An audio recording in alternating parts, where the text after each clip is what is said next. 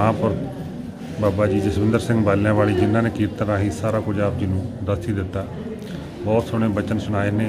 ये मनण दी हुण सच्चे पातशाह महाराज जी की बाणी कहती है, पढ़िए सुनीए पर मनण वाली गल है, मन के ही अमल किया जाता।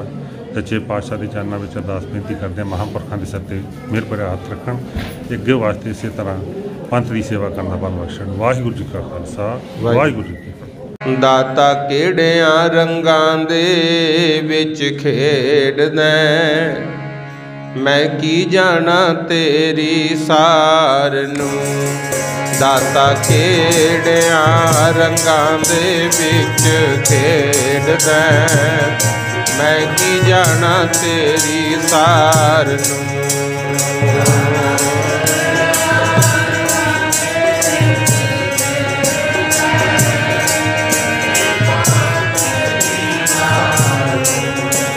दाता केड़ियां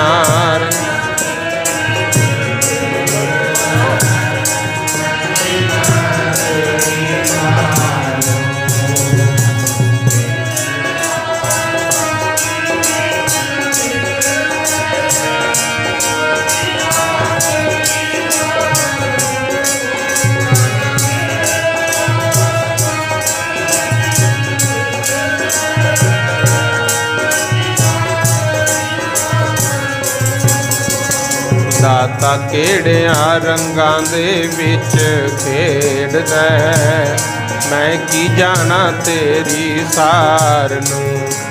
दाता केड़ियां रंगां दे विच खेड़दा, मैं की जाना तेरी सार नूं।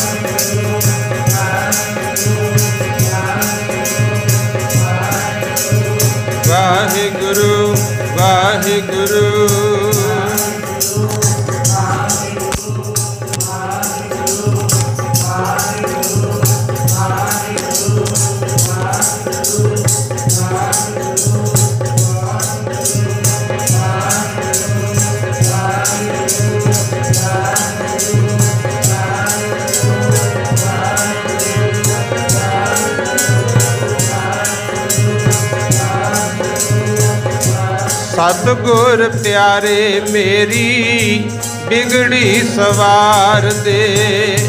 सतगुर प्यारे मेरी बिगड़ी सवार दे।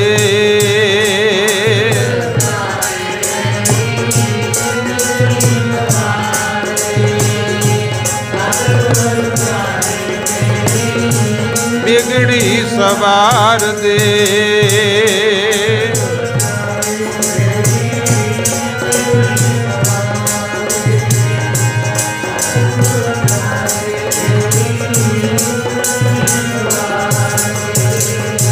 कर्मां दे मारे तेरे दर ते पुकार दे। कर्मां दे मारे तेरे दर ते पुकार दे।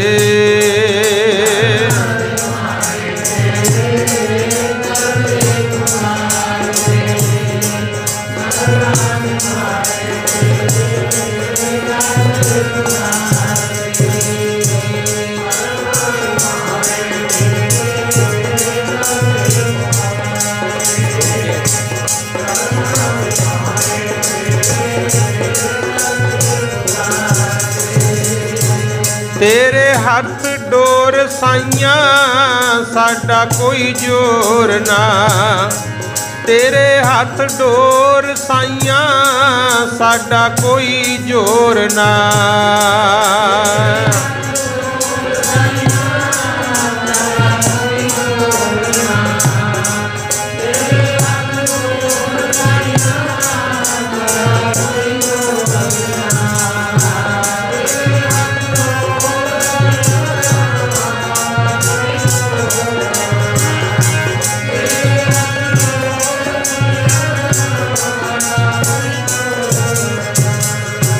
तेरे बाजों दुखियां दा रब्बा कोई होर ना। तेरे बाजों दुखियां दा रब्बा कोई होर ना।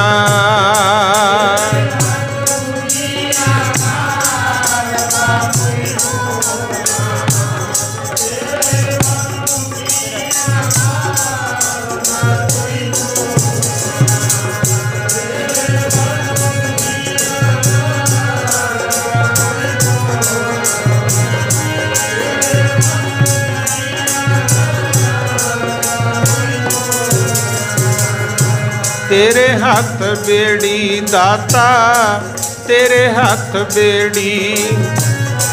तेरे हथ बेड़ी दाता डोब भावें तार दे। तेरे हथ बेड़ी दाता डोब भावें तार दे।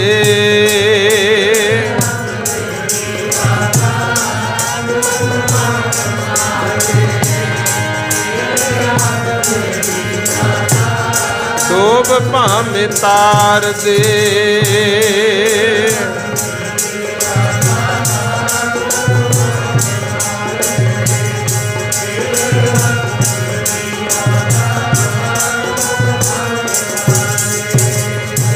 सतगुर प्यारे मेरी बिगड़ी सवार दे। सतगुर प्यारे मेरी बिगड़ी सवार दे।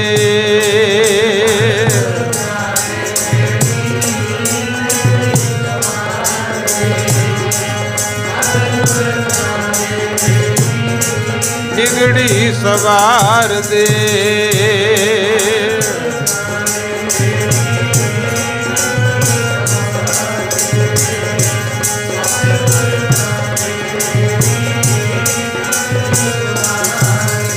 मेरा रख लई मान निमाणे दा। रख लई मान निमाणे दा।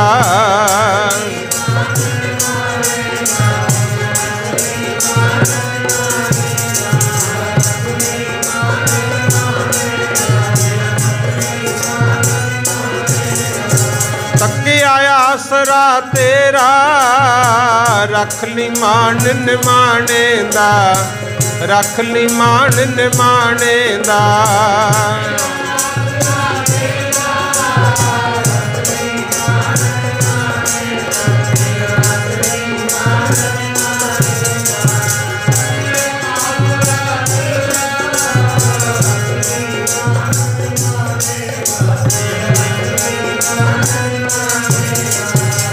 ਧੰਨ ਸ਼੍ਰੀ ਗੁਰੂ ਗ੍ਰੰਥ ਸਾਹਿਬ ਜੀ, ਧੰਨ ਸ਼੍ਰੀ ਗੁਰੂ ਗ੍ਰੰਥ ਸਾਹਿਬ ਜੀ।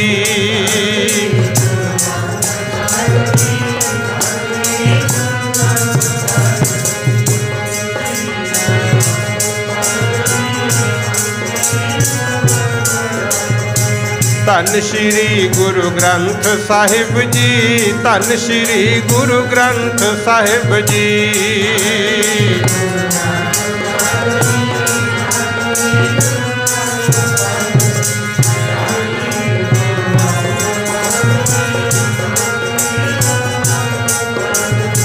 ਰੱਖ ਲਈ ਮਾਨ ਨਿਮਾਣੇ ਦਾ, ਰੱਖ ਲਈ ਮਾਨ ਨਿਮਾਣੇ ਦਾ।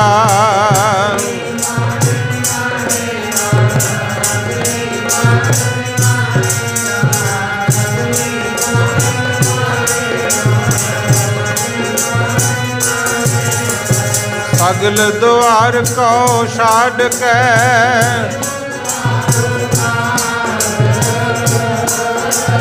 ਕਾਹੇ ਗਹੇ ਕੀ ਲਾਜ ਅਸ।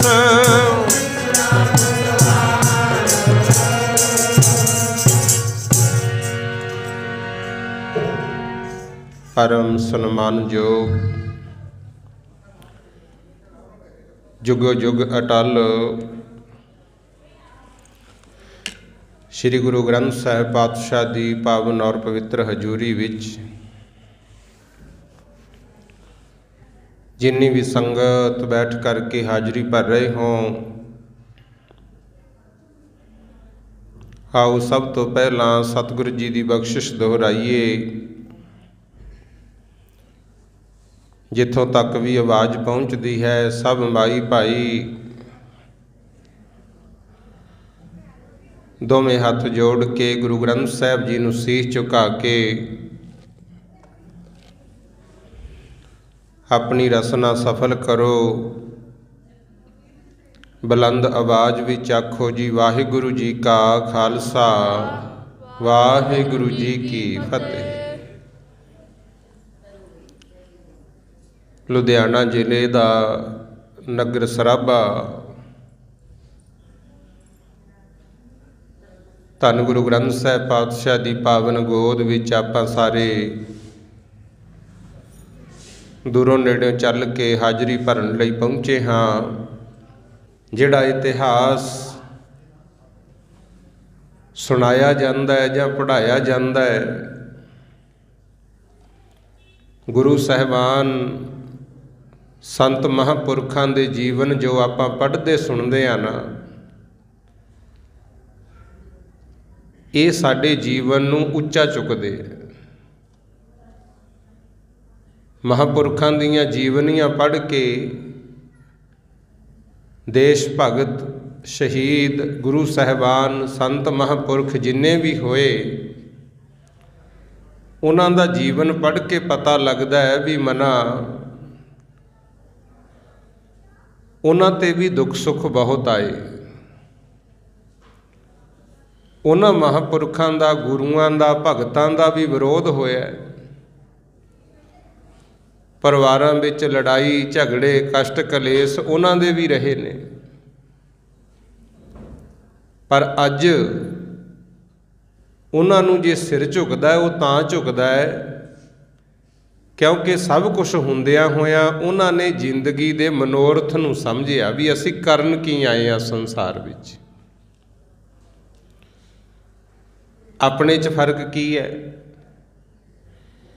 ਕਈ ਵਾਰੀ ਆਪਾਂ ਸੋਚਦੇ ਹਾਂ ਵੀ ਜਨਮ ਹੋ ਗਿਆ, ਹੁਣ ਚੰਗੀ ਪੜ੍ਹਾਈ ਕਰ ਲਓ, ਫਿਰ ਵਿਆਹ ਸ਼ਾਦੀ ਹੋ ਜੂ, ਬਾਲ ਬੱਚੇ ਹੋ ਜਾਣਗੇ, ਉਹਨਾਂ ਦੀ ਜ਼ਿੰਮੇਵਾਰੀ ਨਿਭਾ ਦਿਓ, ਤੇ ਜਦੋਂ ਘਰੋਂ ਨਿਕਲੀਏ ਚਾਰ ਭੈਣ ਭਾਈ ਹੱਥ ਜੋੜ ਕੇ ਸਾਡਾ ਸਤਿਕਾਰ ਕਰਦੇ ਹੋਣ, ਬਸ ਆਹੀ ਜੀਵਨ ਹੈ। ਇੱਥੇ ਨਹੀਂ ਸਰਨਾ ਗੁਰਮੁਖ। ਇਹ ਸਭ ਕੁਛ ਕਈ ਰਾਜਿਆਂ ਮਹਾਰਾਜਿਆਂ ਕੋਲੇ ਸੀ, ਪਰ ਅੱਜ ਉਹਨਾਂ ਨੂੰ ਪੁੱਛਦਾ ਕੋਈ ਨਹੀਂ ਗੁਰਮੁਖ। ਕੁਛ ਉਹ ਨੇ, ਦੇਖੋ ਸਤਿਗੁਰੂ ਰਵਿਦਾਸ ਪਾਤਸ਼ਾਹ ਦਾ ਜੀਵਨ, ਵੇਖੋ ਸਤਿਗੁਰੂ ਕਬੀਰ ਜੀ ਮਹਾਰਾਜ ਦਾ ਜੀਵਨ, ਵੇਖੋ ਸਤਿਗੁਰੂ ਨਾਮਦੇਵ ਜੀ ਮਹਾਰਾਜ ਦਾ ਜੀਵਨ, ਜਿਨ੍ਹਾਂ ਨੂੰ ਨਾ ਵਿਦਿਆ ਪੜ੍ਹਨ ਦਾ ਹੱਕ ਸੀ, ਨਾ ਰੱਬ ਦਾ ਨਾਮ ਲੈਣ ਦਾ ਹੱਕ ਸੀ, ਨਾ ਹੀ ਕਿਸੇ ਧਰਮ ਸਥਾਨ ਤੇ ਜਾ ਸਕਦੇ ਸੀ, ਤੇ ਨਾ ਹੀ ਕੋਈ ਉੱਚਾ ਬੰਦਾ ਗਿਆਨ ਦੇ ਕੇ ਰਾਜੀ ਸੀ ਗੁਰਮੁਖ। ਫਿਰ ਵੀ ਉਹਨਾਂ ਨੇ ਧਰਮ ਦਾ ਪੱਲਾ ਫੜਿਆ, ਸੱਚੀ ਕਿਰਤ ਕੀਤੀ, ਆਪਣੀ ਕਿਰਤ ਨੂੰ ਰੱਬ ਮੰਨਿਆ ਗੁਰਮੁਖ। ਵਿਸ਼ਵਾਸ ਇੰਨਾ, ਗੰਗਾ ਜਾਂਦੇ ਬ੍ਰਾਹਮਣ ਨੂੰ ਸਤਿਕਾਰ ਵਜੋਂ ਇੱਕ ਦਮੜੀ ਦਿੱਤੀ ਸਤਿਗੁਰ ਰਵਿਦਾਸ ਮਹਾਰਾਜ ਨੇ। ਕਹਿੰਦੇ ਗੰਗਾ ਰਾਮ ਜੀ ਚਲੋ ਕੋਈ ਗੱਲ ਨਹੀਂ, ਜੇ ਮੈਂ ਗੰਗਾ ਤੇ ਨਹੀਂ ਜਾ ਸਕਦਾ, ਤੁਸੀਂ ਕਹਿੰਦੇ ਹੋ ਵੀ ਤੁਹਾਨੂੰ ਹੱਕ ਨਹੀਂ, ਪਰ ਭੇਟਾ ਤਾਂ ਦੇ ਸਕਦਾ ਨਾ। ਆ ਮੇਰੀ ਦਮੜੀ ਲੈ ਜਾਓ, ਇਹ ਮੇਰੇ ਵੱਲੋਂ ਗੰਗਾ ਮਾਈ ਨੂੰ ਦਿਓ, ਪਰ ਯਾਦ ਰੱਖਿਓ ਇਹ ਮੇਰੀ 10 ਨੌਹਾਂ ਦੀ ਕਿਰਤ ਹੈ, ਕਿਤੇ ਊਈ ਨਾ ਪਾਣੀ 'ਚ ਸਿੱਟਿਆਇਓ। ਦਿਓ ਤਾਂ ਜੇ ਉਹ ਸਤਿਕਾਰ ਨਾਲ ਲਵੇ, ਆਖੋ ਸਤਿਨਾਮ। ਉਹਨਾਂ ਨੇ ਆਪਣੀ ਕਿਰਤ ਨੂੰ ਅਜਾਈ ਨਹੀਂ ਗਵਾਇਆ ਗੁਰਮੁਖ। ਕੰਮ ਤਾਂ ਆਪਾਂ ਵੀ ਕਰਦੇ ਹਾਂ, ਆਪਣੀ ਕਿਰਤ ਕਿੱਧਰ ਜਾ ਰਹੀ ਹੈ? ਕੋਈ ਨਸ਼ਿਆਂ ਤੇ ਲਾਈ ਜਾਂਦਾ ਹੈ, ਕੋਈ ਹੋਰ ਫਾਲਤੂ ਕੰਮਾਂ 'ਚ ਖਰਚੀ ਜਾਂਦਾ ਹੈ। ਚਲੋ ਉਹ ਵੀ ਛੱਡੋ, ਕਈ ਰਿਸ਼ਤੇਦਾਰ ਵੀ ਇਹੋ ਜਿਹੇ ਹੁੰਦੇ ਆ, ਅਗਲਾ ਆਪਣੀ ਕਦਰ ਨਹੀਂ ਕਰਦਾ ਹੁੰਦਾ, ਆਪਾਂ ਫੇਰ ਵੀ ਲੁਟਾਈ ਜਾਂਦੇ ਹਾਂ ਗੁਰਮੁਖ। ਇੱਥੇ ਹੁਣ ਸਤਿਗੁਰ ਰਵਿਦਾਸ ਪਾਤਸ਼ਾਹ ਦਾ ਜੀਵਨ ਵੇਖੋ, ਨਾਲੇ ਧਰਮ ਕੀਤਾ ਸੀ, ਫੇਰ ਵੀ ਕਿਹਾ ਵੀ ਐਵੇਂ ਨਾ ਗੰਗਾ 'ਚ ਸਿੱਟੇ ਆਇਓ ਦਮੜੀ, ਤਾਂ ਦਿਓ ਜੇ ਗੰਗਾ ਪਾਣੀ ਤੋਂ ਬਾਹਰ ਆ ਕੇ ਸਤਿਕਾਰ ਨਾਲ ਲਵੇ, ਜੇ ਨਹੀਂ ਲਵੇ ਤਾਂ ਮੇਰੀ ਮੋੜ ਕੇ ਲਿਆ ਦਿਓ, ਆਖੋ ਸਤਿਨਾਮ। ਐਸੀ ਕਿਰਪਾ ਹੋਈ। ਫਿਰ ਦੇਖੋ ਦੁਨੀਆ ਅੱਗੇ ਵੀ ਜਾਂਦੀ ਸੀ, ਹੁਣ ਵੀ ਜਾਂਦੀ ਹੈ। ਹੋਰ ਕਿਸੇ ਦੀ ਭੇਟਾ ਇੰਨੇ ਸਤਿਕਾਰ ਨਾਲ ਨਹੀਂ ਸੀ ਗੰਗਾ ਨੇ ਬਾਹਰ ਆ ਕੇ ਲਈ ਗੁਰਮੁਖ। ਸਤਿਗੁਰ ਰਵਿਦਾਸ ਪਾਤਸ਼ਾਹ ਜੀ ਦੀ ਦਮੜੀ ਐ ਪ੍ਰਗਟ ਹੋ ਕੇ ਦੋਵੇਂ ਹੱਥਾਂ ਨਾਲ ਸਤਿਕਾਰ ਨਾਲ ਲਈ, ਤੇ ਸਤਿਕਾਰ ਨਾਲ ਹੀ ਅੱਗੋਂ ਇੱਕ ਕੰਗਣ ਦਿੱਤਾ ਸੀ। ਇੱਥੋਂ ਤੱਕ ਜਦੋਂ ਗੜਬੜ ਹੋ ਗਈ ਨਾ, ਚਲੋ ਇਤਿਹਾਸ ਲੰਬਾ ਹੈ, ਪਰ ਅੱਜ ਆਪਾਂ ਹੋਰ ਪ੍ਰੋਗਰਾਮ 'ਚ ਆਏ ਹਾਂ। ਮੈਂ ਬੇਨਤੀ ਜਿਹੜੀ ਕਰਦਾ ਉਹਨੂੰ ਸਮਝਿਓ। ਗੰਗਾ ਰਾਮ ਦੇ ਮਨ ਵਿੱਚ ਆ ਗਈ ਬੇਈਮਾਨੀ, ਕਹਿੰਦਾ ਇਹਨੂੰ ਕੀ ਪਤਾ ਚਮੜਾ ਕੱਟਣ ਵਾਲੇ ਨੂੰ, ਇਹ ਕੰਗਣ ਹੈ ਮਹਿੰਗਾ, ਇਹਨੂੰ ਮੈਂ ਘਰ ਹੀ ਲੈ ਜਾਣਾ। ਘਰੇ ਲੈ ਗਿਆ। ਅੱਗੇ ਹੌਲੀ ਹੌਲੀ ਗੁਰਮੁਖੋ ਰਾਜੇ ਤੱਕ ਗੱਲ ਪਹੁੰਚ ਗਈ। ਰਾਜਾ ਕਹਿੰਦਾ ਵੀ ਇਹਦੇ ਨਾਲ ਦਾ ਹੋਰ ਲਿਆ ਕੇ ਦੇ, ਨਹੀਂ ਤੇਰੇ ਪਰਿਵਾਰ ਨੂੰ ਮਾਰੂੰਗਾ ਮੈਂ। ਫੇਰ ਜਾ ਕੇ ਗੰਗਾ ਰਾਮ ਨੂੰ ਸਤਿਗੁਰੂ ਰਵਿਦਾਸ ਮਹਾਰਾਜ ਅੱਗੇ ਝੁਕਣਾ ਪਿਆ। ਤੇ ਮੇਰੇ ਸਤਿਗੁਰ ਐਡੇ ਦਇਆਵਾਨ, ਆਪਣੇ ਅਰਗੇ ਹੁੰਦੇ ਤਾਂ ਕਹਿਣਾ ਸੀ ਮਰਦਾ ਮਰ, ਤੈਂ ਕਿਹੜਾ ਮੇਰੇ ਨਾਲ ਘੱਟ ਕੀਤੀ ਹੈ। ਫਿਰ ਵੀ ਕਹਿੰਦੇ ਗੰਗਾ ਰਾਮ ਜੀ ਰਾਜੇ ਨੂੰ ਕਹੋ ਜੇ ਕੰਗਣ ਲੈਣਾ ਆ ਜੇ ਮੇਰੇ ਕੋਲੇ, ਕੋਈ ਗੱਲ ਨਹੀਂ। ਰਾਜਾ ਜੀ ਆਏ ਤੇ ਮੇਰੇ ਸਤਿਗੁਰ ਰਵਿਦਾਸ ਪਾਤਸ਼ਾਹ ਨੇ ਉੱਥੇ ਬਠੜੀ ਵਿੱਚ ਪਾਣੀ ਪਾਇਆ ਹੋਇਆ ਸੀ, ਜਿਹਦੇ ਵਿੱਚ ਚੰਮ ਭਿਉਂ ਭਿਉਂ ਕੇ ਜੋੜੇ ਜੁੱਤੀਆਂ ਬਣਾਉਂਦੇ। ਉਸ ਬਠੜੀ ਦੇ ਵਿੱਚੋਂ ਹੀ ਗੰਗਾ ਪ੍ਰਗਟ ਕਰਕੇ ਦਿਖਾਈ, ਤੇ ਉੱਥੇ ਵੀ ਗੰਗਾ ਨੇ ਪ੍ਰਗਟ ਹੋ ਕੇ ਕੰਗਣ ਫੜਾਇਆ ਸੀ। ਆਖੋ ਸਤਿਨਾਮ। ਪਤਾ ਨਹੀਂ ਕਿਵੇਂ ਦੁਨੀਆ ਕਹਿ ਦਿੰਦੀ ਹੈ ਵੀ ਸ਼ੂਦਰ, ਜਾਂ ਇਹ ਨੀਚ ਜਾਤੀ ਹੈ, ਇਹ ਚਮਾਰ ਹੈ। ਕਿਹੜੇ ਪਾਸੋਂ ਨੀਚ ਹੋਏ ਬਈ ਦੱਸੋ? ਸ਼ੁਰੂ ਤੋਂ ਇਤਿਹਾਸ ਪੜ੍ਹ ਕੇ ਵੇਖ ਲਓ। ਪੰਪਾ ਸਰ ਸਰੋਵਰ ਵਿੱਚ ਪਏ ਕੀੜੇ, ਉਹਦੀ ਕੀਤੀ ਸਫਾਈ ਤਾਂ ਸ਼ੂਦਰਾਂ ਨੇ। ਪੰਪਾ ਸਰ ਸਰੋਵਰ ਜਿੱਥੇ ਸ੍ਰੀ ਰਾਮ ਚੰਦਰ ਜੀ ਗਏ, ਉਹ ਸਰੋਵਰ ਵਿੱਚ ਕੀੜੇ ਪੈ ਗਏ ਸੀ, ਜਲ 'ਚ ਖਰਾਬ ਹੋ ਗਿਆ ਸੀ। ਜਾ ਕੇ ਬੜੇ ਸਾਧੂ ਮਹਾਤਮਾ ਨੇ ਜਿਹੜੇ ਉੱਥੇ ਬੈਠੇ ਸੀ, ਕਿਸੇ ਨੇ ਚਰਨ ਪਾਏ, ਕਿਸੇ ਨੇ ਇਸ਼ਨਾਨ ਕੀਤਾ, ਠੀਕ ਨਾ ਹੋਇਆ। ਇੱਥੋਂ ਤੱਕ ਸ੍ਰੀ ਰਾਮਚੰਦਰ ਜੀ ਨੇ ਵੀ ਜਦੋਂ ਚਰਨ ਪਾਏ ਉਸ ਜਲ ਵਿੱਚੋਂ ਤਾਂ ਵੀ ਠੀਕ ਨਹੀਂ ਸੀ ਹੋਇਆ। ਤੇ ਉੱਥੇ ਇੱਕ ਭੀਲਣੀ ਸੀ, ਜਦੋਂ ਉਹਨੇ ਗੁਰਮੁਖ ਪਿਆਰਿਓ ਉਸ ਜਲ ਵਿੱਚ ਚਰਨ ਪਾਏ ਨਾਲ ਦੀ ਨਾਲ ਸਾਫ਼ ਹੋ ਗਿਆ। ਇਹ ਤਾਂ ਕਿਹਾ ਅੰਮ੍ਰਿਤਸਰ ਵੱਲ ਜਦੋਂ ਜਾਈਏ ਅੱਗੇ ਪੈਂਦਾ ਉਹ ਲਾਹੌਰ ਵਾਲੀ ਸਾਈਡ ਪੰਪਾਸਰ ਸਰੋਵਰ ਵਿੱਚ ਪਏ ਕੀੜੇ, ਉਹਦੀ ਕੀਤੀ ਸਫਾਈ ਤਾਂ ਸ਼ੂਦਰਾਂ ਨੇ। ਦੇਸ਼ ਕੌਮ ਤੇ ਜਦੋਂ ਵੀ ਭੀੜ ਆਈ, ਮੂਹਰੇ ਛਾਤੀ ਫੈਲਾਈ ਤਾਂ ਸ਼ੂਦਰਾਂ ਨੇ। ਜਦੋਂ ਕਿਤੇ ਦੇਸ਼ ਕੌਮ ਤੇ ਭੀੜ ਬਣੀ, ਅਜੇ ਵਿੱਚ ਕਈ ਤਕੜੇ ਤਾਂ ਇਹ ਜੇ ਸੀ ਔਖੇ ਵੇਲੇ ਪਾਸਾ ਵੱਟ ਗਏ, ਪਰ ਗਰੀਬ ਜਾਤੀਆਂ 'ਚੋਂ ਇੱਕ ਵੀ ਬੰਦਾ ਇਹ ਜਿਹਾ ਨਹੀਂ ਜਿਹਨੇ ਦੁੱਖ ਦੇ ਵੇਲੇ ਗੁਰੂਆਂ ਤੋਂ ਪਾਸਾ ਵੱਟਿਆ ਹੋਵੇ। ਆਖੋ ਸਤਿਨਾਮ। ਗੁਰਮੁਖ ਪਿਆਰਿਓ, ਮੱਸਾ ਰੰਗੜ ਹਰਿਮੰਦਰ ਸਾਹਿਬ ਕਰੇ ਬੇਅਦਬੀ, ਉਹਦੀ ਧੌਣ ਝਟਕਾਈ ਤਾਂ ਸ਼ੂਦਰਾਂ ਨੇ। ਭਾਈ ਮਹਿਤਾਬ ਸਿੰਘ ਜਿਹੜੇ ਹੋਏ ਆ ਨਾ, ਜਿਨ੍ਹਾਂ ਨੇ ਮੱਸੇ ਰੰਗੜ ਦਾ ਸਿਰ ਵੱਢਿਆ ਸੀ, ਉਹ ਗੁਰਮੁਖ ਪਿਆਰਿਓ ਰਵਿਦਾਸੀਏ ਸਿੱਖ ਸੀ। ਤੇ ਸੁਣ ਕੇ ਹੈਰਾਨ ਹੋਵੋਗੇ, ਭਾਈ ਤਾਰੂ ਸਿੰਘ ਤੇ ਮਹਿਤਾਬ ਸਿੰਘ ਇਹ ਦੋਵੇਂ ਰਵਿਦਾਸੀਏ ਸਿੱਖ ਮਾਮੇ ਭੂਆ ਦੇ ਪੁੱਤ ਸੀ ਗੁਰਮੁਖ। ਕਿੱਡੀ ਵੱਡੀ ਕੁਰਬਾਨੀ ਕੀਤੀ, ਸਿੱਖੀ ਤੋਂ ਪਾਸਾ ਨਹੀਂ ਵੱਟਿਆ ਸੀ। ਮੱਸੇ ਰੰਗੜ ਦੀ ਵੀ ਧੌਣ ਵੱਢੀ। ਆਖੋ ਸਤਿਨਾਮ। ਗੰਗਾ ਲੱਖਾਂ ਰੁਪਈਆ ਨਹੀਂ ਲੈ ਸਕਦੀ, ਉਹਨੂੰ ਦਮੜੀ ਫੜਾਈ ਤਾਂ ਸ਼ੂਦਰਾਂ ਨੇ। ਬੜੀ ਦੁਨੀਆ ਉੱਥੇ ਜਾਂਦੀ ਆ, ਕੋਈ ਸੋਨਾ, ਕੋਈ ਚਾਂਦੀ, ਕੋਈ ਫਲ, ਕਿੰਨੀਆਂ ਭੇਟਾਵਾਂ ਦੇ ਕੇ ਦੁਨੀਆ ਜਾਂਦੀ ਹੈ, ਪਰ ਜਦੋਂ ਸਤਿਗੁਰੂ ਰਵਿਦਾਸ ਪਾਤਸ਼ਾਹ ਦੀ ਦਮੜੀ ਪਹੁੰਚੀ, ਗੰਗਾ ਖੁਸ਼ੀਆਂ 'ਚ ਨੱਚਦੀ ਫਿਰੇ ਗੁਰਮੁਖ। ਦਮੜੀ ਫੜਾਈ ਜਿਹੜੀ ਸ਼ਿਵ ਜੀ ਦੀਆਂ ਜਟਾਂ ਵਿੱਚ ਵਗਦੀ ਰਹੀ। ਕਹਿੰਦੇ ਜਦੋਂ ਗੰਗਾ ਆਈ ਨਾ, ਭਗੀਰਥ ਜੀ ਲੈ ਕੇ ਆਏ, 12 ਸਾਲ ਕਹਿੰਦੇ ਸ਼ਿਵ ਜੀ ਦੀਆਂ ਜਟਾਂ 'ਚ ਵਗਦੀ ਰਹੀ ਸੀ, ਪਰ ਜੇ ਉਹ ਚਰਨੀ ਵਗਾਈ ਤਾਂ ਸ਼ੂਦਰਾਂ ਨੇ। ਗੁਰੂ ਰਵਿਦਾਸ ਮਹਾਰਾਜ ਦੇ ਚਰਨਾਂ 'ਚ ਪ੍ਰਗਟ ਹੋਈ। ਆਖੋ ਸਤਿਨਾਮ।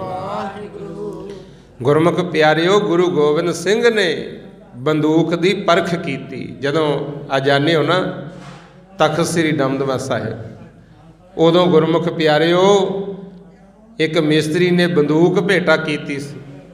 ਭਾਈ ਹੌਲੀ ਬੋਲੋ। ਜਦੋਂ ਗੁਰਮੁਖ ਪਿਆਰਿਓ ਬੰਦੂਕ ਦੀ ਪਰਖ ਕੀਤੀ ਗੁਰੂ ਗੋਬਿੰਦ ਸਿੰਘ ਸਾਹਿਬ ਨੇ, ਤਾਂ ਉਸ ਵੇਲੇ ਭਾਈ ਵੀਰ ਸਿੰਘ ਤੇ ਭਾਈ ਧੀਰ ਸਿੰਘ ਮਜ਼੍ਹਬੀ ਸਿੱਖ ਪਰਿਵਾਰਾਂ ਵਿੱਚੋਂ ਉਹਨਾਂ ਨੇ ਮੂਹਰੇ ਆ ਕੇ ਛਾਤੀ ਫੈਲਾਈ। ਆਖੋ ਸਤਿਨਾਮ। ਗੁਰੂ ਗੋਬਿੰਦ ਸਿੰਘ ਨੇ ਬੰਦੂਕ ਦੀ ਪਰਖ ਕੀਤੀ, ਮੂਹਰੇ ਛਾਤੀ ਫੈਲਾਈ ਤਾਂ ਸ਼ੂਦਰਾਂ ਨੇ ਗੁਰਮੁਖੋ। ਫਿਰ ਕਿਹੜੇ ਪਾਸੋਂ ਨੀਵੇਂ ਹੋ ਗਏ। ਧੰਨ ਗੁਰੂ ਤੇਗ ਬਹਾਦਰ ਮਹਾਰਾਜ ਜੀ ਦਾ ਸ਼ਹੀਦੀ ਦਿਹਾੜਾ ਲੰਘ ਕੇ ਗਿਆ। ਦਿੱਲੀ ਵਿੱਚ ਸਿੱਖ ਤਾਂ ਬਥੇਰੇ ਸੀ, ਪਰ ਗੁਰਮੁਖ ਪਿਆਰਿਓ, ਜੇ ਗੁਰੂ ਸਾਹਿਬ ਦੇ ਸੀਸ ਨੂੰ 14 ਸਾਲ ਦੀ ਉਮਰ ਵਿੱਚ ਕੋਈ ਚੁੱਕ ਕੇ ਲਿਆਇਆ ਹੈ, ਉਹ ਹੈ ਭਾਈ ਜੈਤਾ ਜੀ। ਸਾਰੇ ਆਖੋ ਧੰਨ ਬਾਬਾ ਜੀਵਨ ਸਿੰਘ ਜੀ। ਉਹਨਾਂ ਦਾ ਹੀ ਨਾਮ ਭਾਈ ਜੈਤਾ, ਬਾਬਾ ਜੀਵਨ ਸਿੰਘ। ਨਾਲੇ 14 ਸਾਲ ਦੀ ਉਮਰ ਸੀ। 14 ਸਾਲ ਦੇ ਬੱਚੇ ਹੁਣ ਤੁਹਾਡੇ ਹੈਗੇ ਹੀ ਆ ਗੁਰਮੁਖੋ। ਕਿੰਨੀ ਕੁ ਚੁਸਤੀ ਫੁਰਤੀ ਹੈ।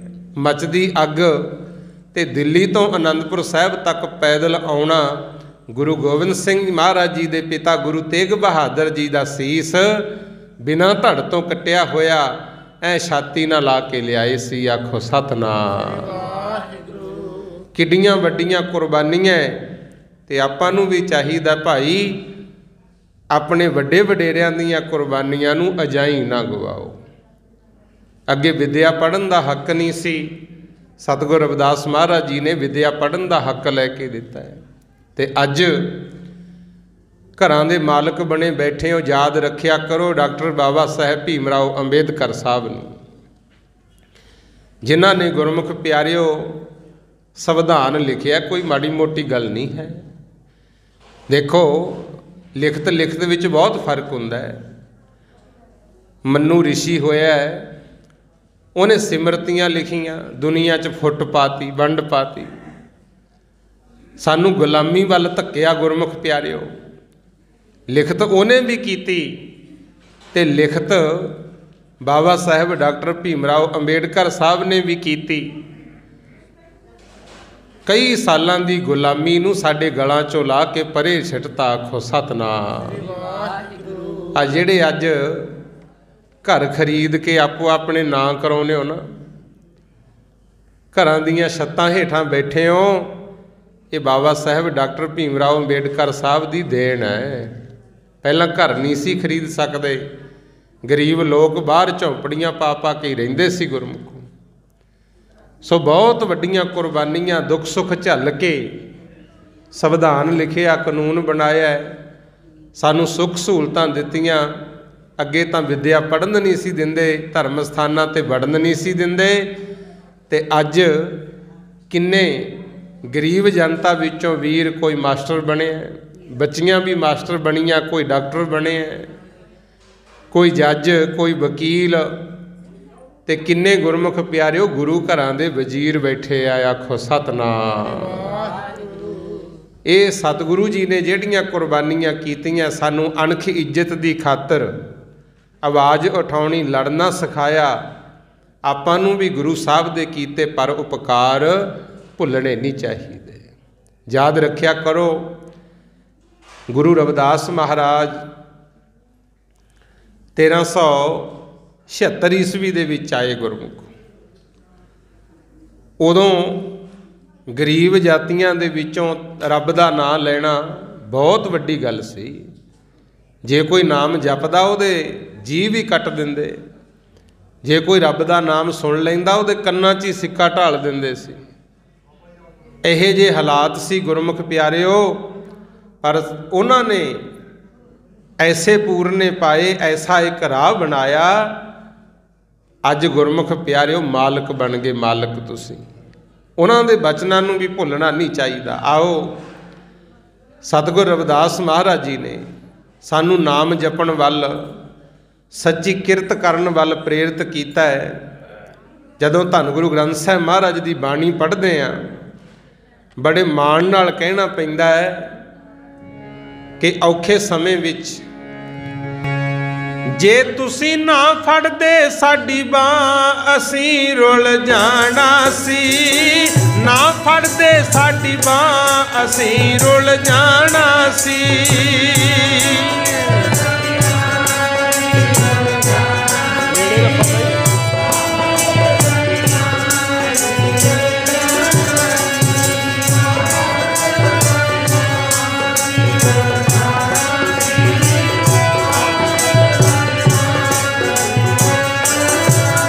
ਜੇ ਤੁਸੀਂ ਨਾ ਫੜਦੇ ਸਾਡੀ ਬਾਂਹ, ਅਸੀਂ ਰੁਲ ਜਾਣਾ ਸੀ। ਨਾ ਫੜਦੇ ਸਾਡੀ ਬਾਂਹ, ਅਸੀਂ ਰੁਲ ਜਾਣਾ ਸੀ।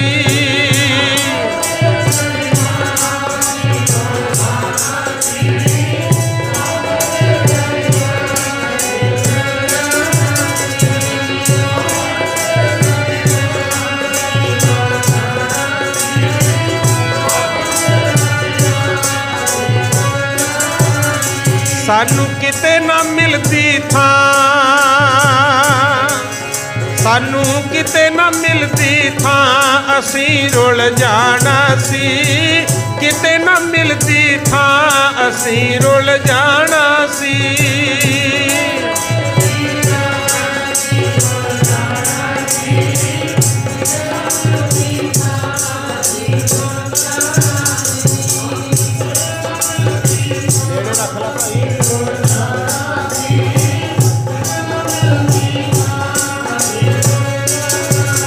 ਤੁਸੀਂ ਨਾ ਫੜਦੇ ਸਾਡੀ ਬਾਂਹ, ਅਸੀਂ ਰੁਲ ਜਾਣਾ ਸੀ। ਨਾ ਫੜਦੇ ਸਾਡੀ ਬਾਂਹ, ਅਸੀਂ ਰੁਲ ਜਾਣਾ ਸੀ।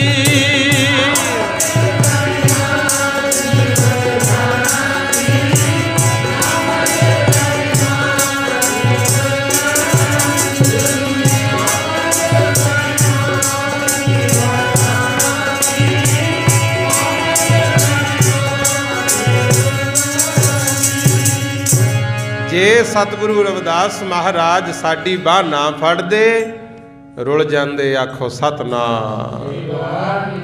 ਸੋ ਉਹਨਾਂ ਦੇ ਕੀਤੇ ਪਰ ਉਪਕਾਰ ਕਦੇ ਵੀ ਭੁੱਲਣੇ ਨਹੀਂ ਚਾਹੀਦੇ। ਤੇ ਬਾਣੀ ਵੀ ਐਸੀ ਰਚੀ, ਗੁਰੂ ਗ੍ਰੰਥ ਸਾਹਿਬ ਦੇ ਵਿੱਚ 40 ਸ਼ਬਦ ਤੇ ਇੱਕ ਸ਼ਲੋਕ 16 ਰਾਗਾਂ 'ਚ ਦਰਜ ਹੈ ਗੁਰਮੁਖ। ਇਹਦਾ ਮਤਲਬ ਰਾਗ ਦੇ ਵੀ ਜਾਣੂ ਸੀ। ਲਿਖਤਾਂ ਤਾਂ ਦੁਨੀਆ ਅੱਜ ਵੀ ਲਿਖਦੀ ਹੈ, ਪਰ ਗੁਰੂ ਰਵਿਦਾਸ ਮਹਾਰਾਜ ਜੀ ਦੀ ਲਿਖੀ ਹੋਈ ਬਾਣੀ ਗੁਰੂ ਨਾਨਕ ਸਾਹਿਬ ਆਪ ਗਏ ਸੀ। ਜਦੋਂ ਕਾਸ਼ੀ ਗਏ ਨਾ ਗੁਰੂ ਨਾਨਕ ਪਾਤਸ਼ਾਹ, ਜਾ ਕੇ ਸਤਿਗੁਰੂ ਰਵਿਦਾਸ ਪਾਤਸ਼ਾਹ ਨੂੰ ਮਿਲੇ। 3 ਦਿਨ ਮੇਲ ਹੋਇਆ ਗੁਰਮੁਖ। ਉੱਥੇ ਹੁਣ ਗੁਰਦੁਆਰਾ ਹੈ ਗੁਰੂ ਕਾ ਬਾਗ। ਗੋਪਾਲ ਦਾਸ ਦੀ ਸਰਾਂ ਸੀ, ਫੁਲਵਾੜੀ ਕਹਿ ਲਓ, ਅੱਗੇ ਬਗੀਚੀਆਂ ਹੁੰਦੀਆਂ ਬਹਿਣ ਵਾਸਤੇ। ਉੱਥੇ ਬੈਠੇ ਬਚਨ ਵਿਲਾਸ ਹੋਏ ਤੇ 40 ਸ਼ਬਦ ਇੱਕ ਸ਼ਲੋਕ ਰਾਗਾਂ ਦੇ ਵਿੱਚ ਗਾ ਕੇ ਸਤਿਗੁਰੂ ਰਵਿਦਾਸ ਮਹਾਰਾਜ ਜੀ ਨੇ ਗੁਰੂ ਨਾਨਕ ਪਾਤਸ਼ਾਹ ਨੂੰ ਸੁਣਾਏ।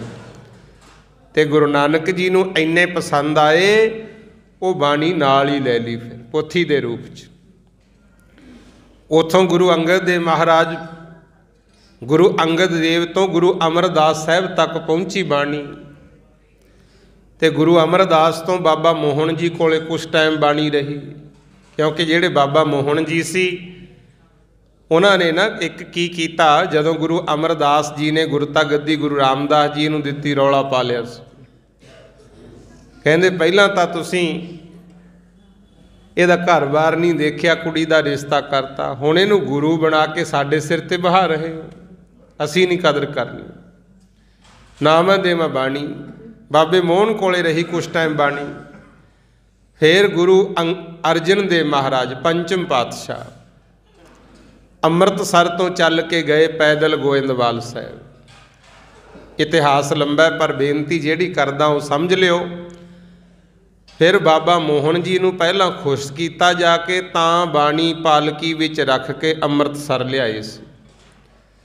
ਫਿਰ ਜਦੋਂ ਆ ਸ੍ਰੀ ਗੁਰੂ ਗ੍ਰੰਥ ਸਾਹਿਬ ਜੀ ਦੀ ਪਹਿਲੀ ਵਾਰੀ ਬੀੜ ਤਿਆਰ ਹੋਈ, ਆਦਿ ਗ੍ਰੰਥ, ਉਦੋਂ ਫਿਰ ਜਿੱਥੇ ਬਾਕੀ ਗੁਰੂਆਂ ਭਗਤਾਂ ਦੀ ਬਾਣੀ ਲਿਖੀ, ਸਤਿਗੁਰੂ ਰਵਿਦਾਸ ਮਹਾਰਾਜ ਜੀ ਦੇ ਉਚਾਰੇ ਹੋਏ 40 ਸ਼ਬਦ ਤੇ ਇੱਕ ਸ਼ਲੋਕ ਇਸ ਮਹਾਨ ਗ੍ਰੰਥ ਵਿੱਚ ਦਰਜ ਕੀਤੇ। ਆਖੋ ਸਤਿਨਾਮ।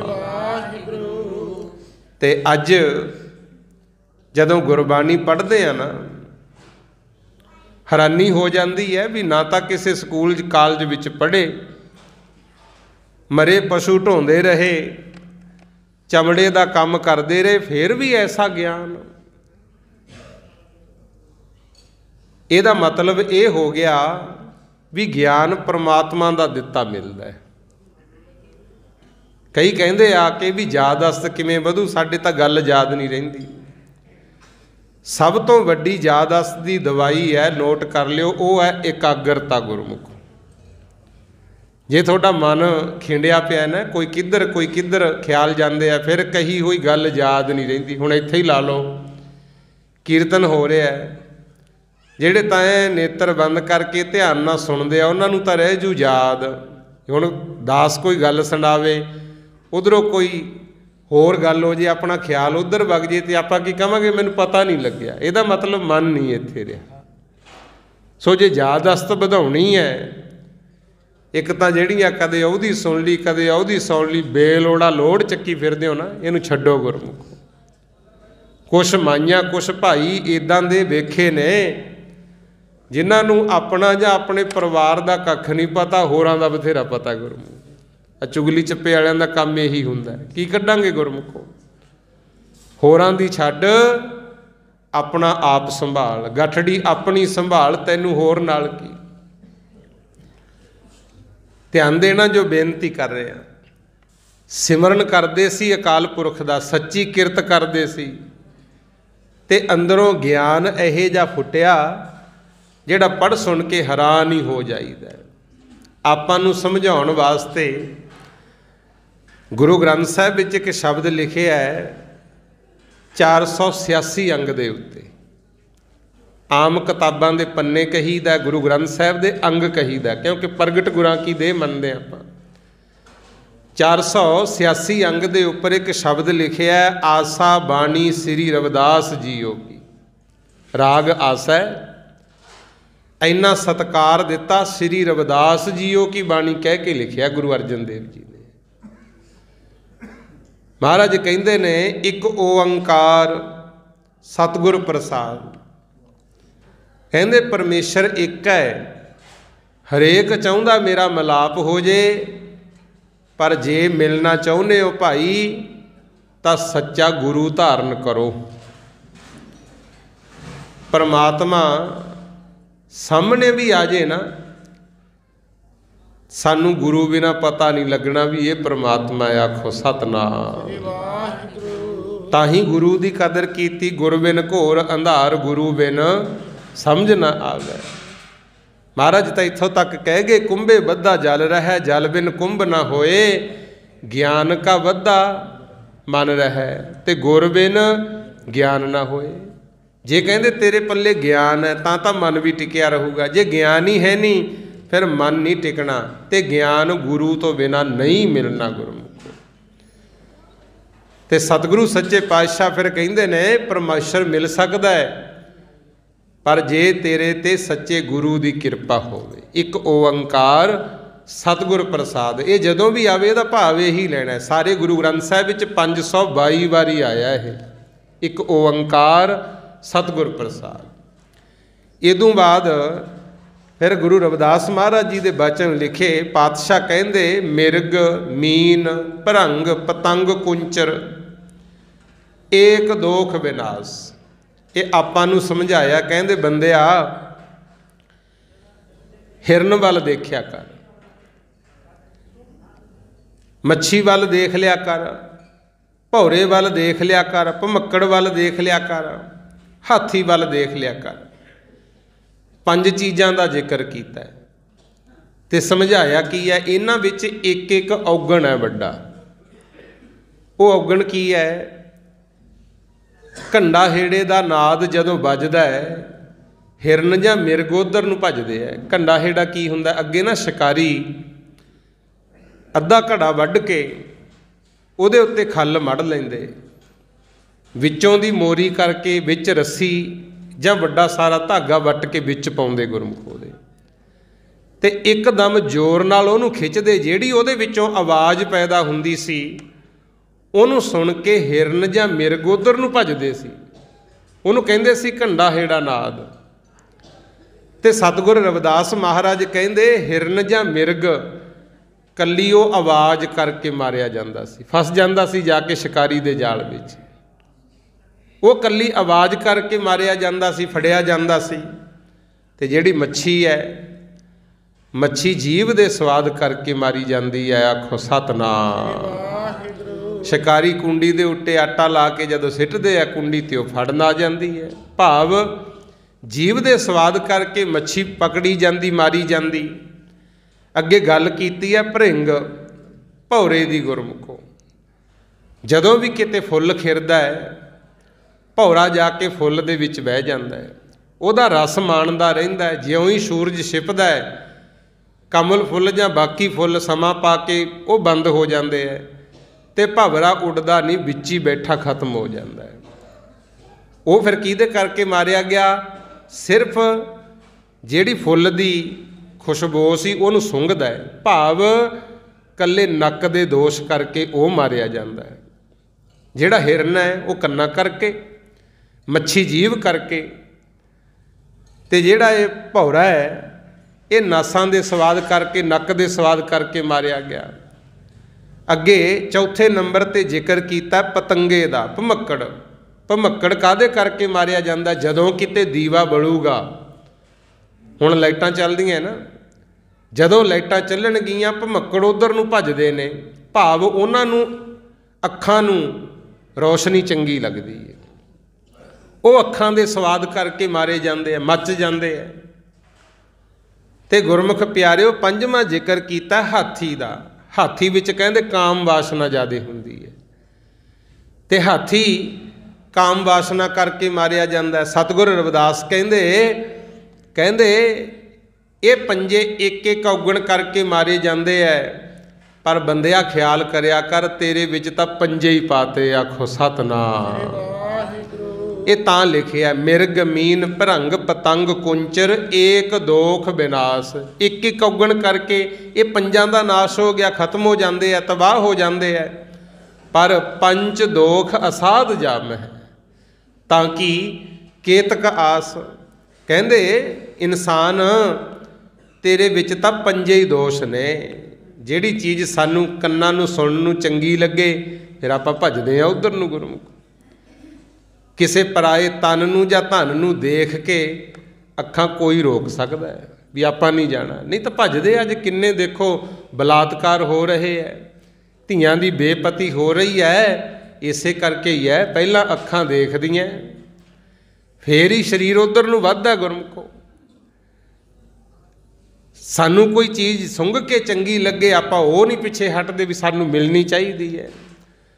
ਤੇ ਜੀਵ ਦੇ ਸਵਾਦ ਤੋਂ ਤਾਂ ਕੋਈ ਹਟ ਹੀ ਨਹੀਂ ਰਿਹਾ, ਆਖੋ ਸਤਨਾਮ। ਸਮਝਾਇਆ ਬਹੁਤ ਹੈ ਵੀ ਇਹ ਰਸ ਨਾ ਤੂੰ ਅਨਰਸ ਰਾਚ ਰਹੀ, ਤੇਰੀ ਪਿਆਸ ਨਾ ਜਾਏ। ਕਹਿੰਦੇ ਇਹ ਰਸ ਨਾ ਤੂੰ ਅਨਰਸ ਰਾਚ ਰਹੀ, ਤੇਰੀ ਪਿਆਸ ਨਾ ਜਾਏ। ਪਿਆਸ ਨਾ ਜਾਏ ਹੋਰਤ ਕੀਤਾ ਹੈ, ਜਿਚਰ ਹਰ ਰਸ ਪੱਲੇ ਨਾ ਪਾਏ। ਮਹਾਰਾਜ ਕਹਿੰਦੇ ਹੇ ਜੀਬਾ, ਦੁਨੀਆ ਦੇ ਜਿੰਨੇ ਮਰਜ਼ੀ ਰਸ ਮਾਣੀ ਚੱਲ, ਤੇਰੀ ਪਿਆਸ ਨਹੀਂ ਬੁਝਣੀ ਜਿੰਨਾ ਚਿਰ ਨਾਮ ਦਾ ਰਸ ਨਹੀਂ ਆਉਂਦਾ, ਆਖੋ ਸਤਨਾਮ। ਇਹ ਸਮਝਾਇਆ। ਤੇ ਸਤਿਗੁਰੂ ਰਵਿਦਾਸ ਮਹਾਰਾਜ ਕਿੰਨਾ ਸਮਾਂ ਪਹਿਲਾਂ ਕਹਿ ਗਏ, ਹਾਲਾਂਕਿ ਗੁਰੂ ਨਾਨਕ ਸਾਹਿਬ ਤਾਂ ਉਦੋਂ ਬਾਅਦ ਚ ਆਏ ਨੇ। ਬਾਕੀ ਕੁਰਬਾਨੀਆਂ ਹੋਈਆਂ, ਸਿੰਘ ਸ਼ਹੀਦਾਂ ਨੇ ਦੇਸ਼ ਕੌਮ ਲਈ ਬਹੁਤ ਕੁਛ ਕੀਤਾ, ਪਰ ਮਾਣ ਵਾਲੀ ਗੱਲ ਹੈ ਗੁਰਸਿੱਖੋ, ਜਦੋਂ ਗੁਰੂ ਰਵਿਦਾਸ ਮਹਾਰਾਜ ਤੇ ਸਤਿਗੁਰੂ ਕਬੀਰ ਜੀ ਮਹਾਰਾਜ ਨੇ ਆਵਾਜ਼ ਬੁਲੰਦ ਕੀਤੀ, ਉਦੋਂ ਕੋਈ ਨਹੀਂ ਸੀ ਬੋਲਦਾ ਗੁਰਮੁਖ।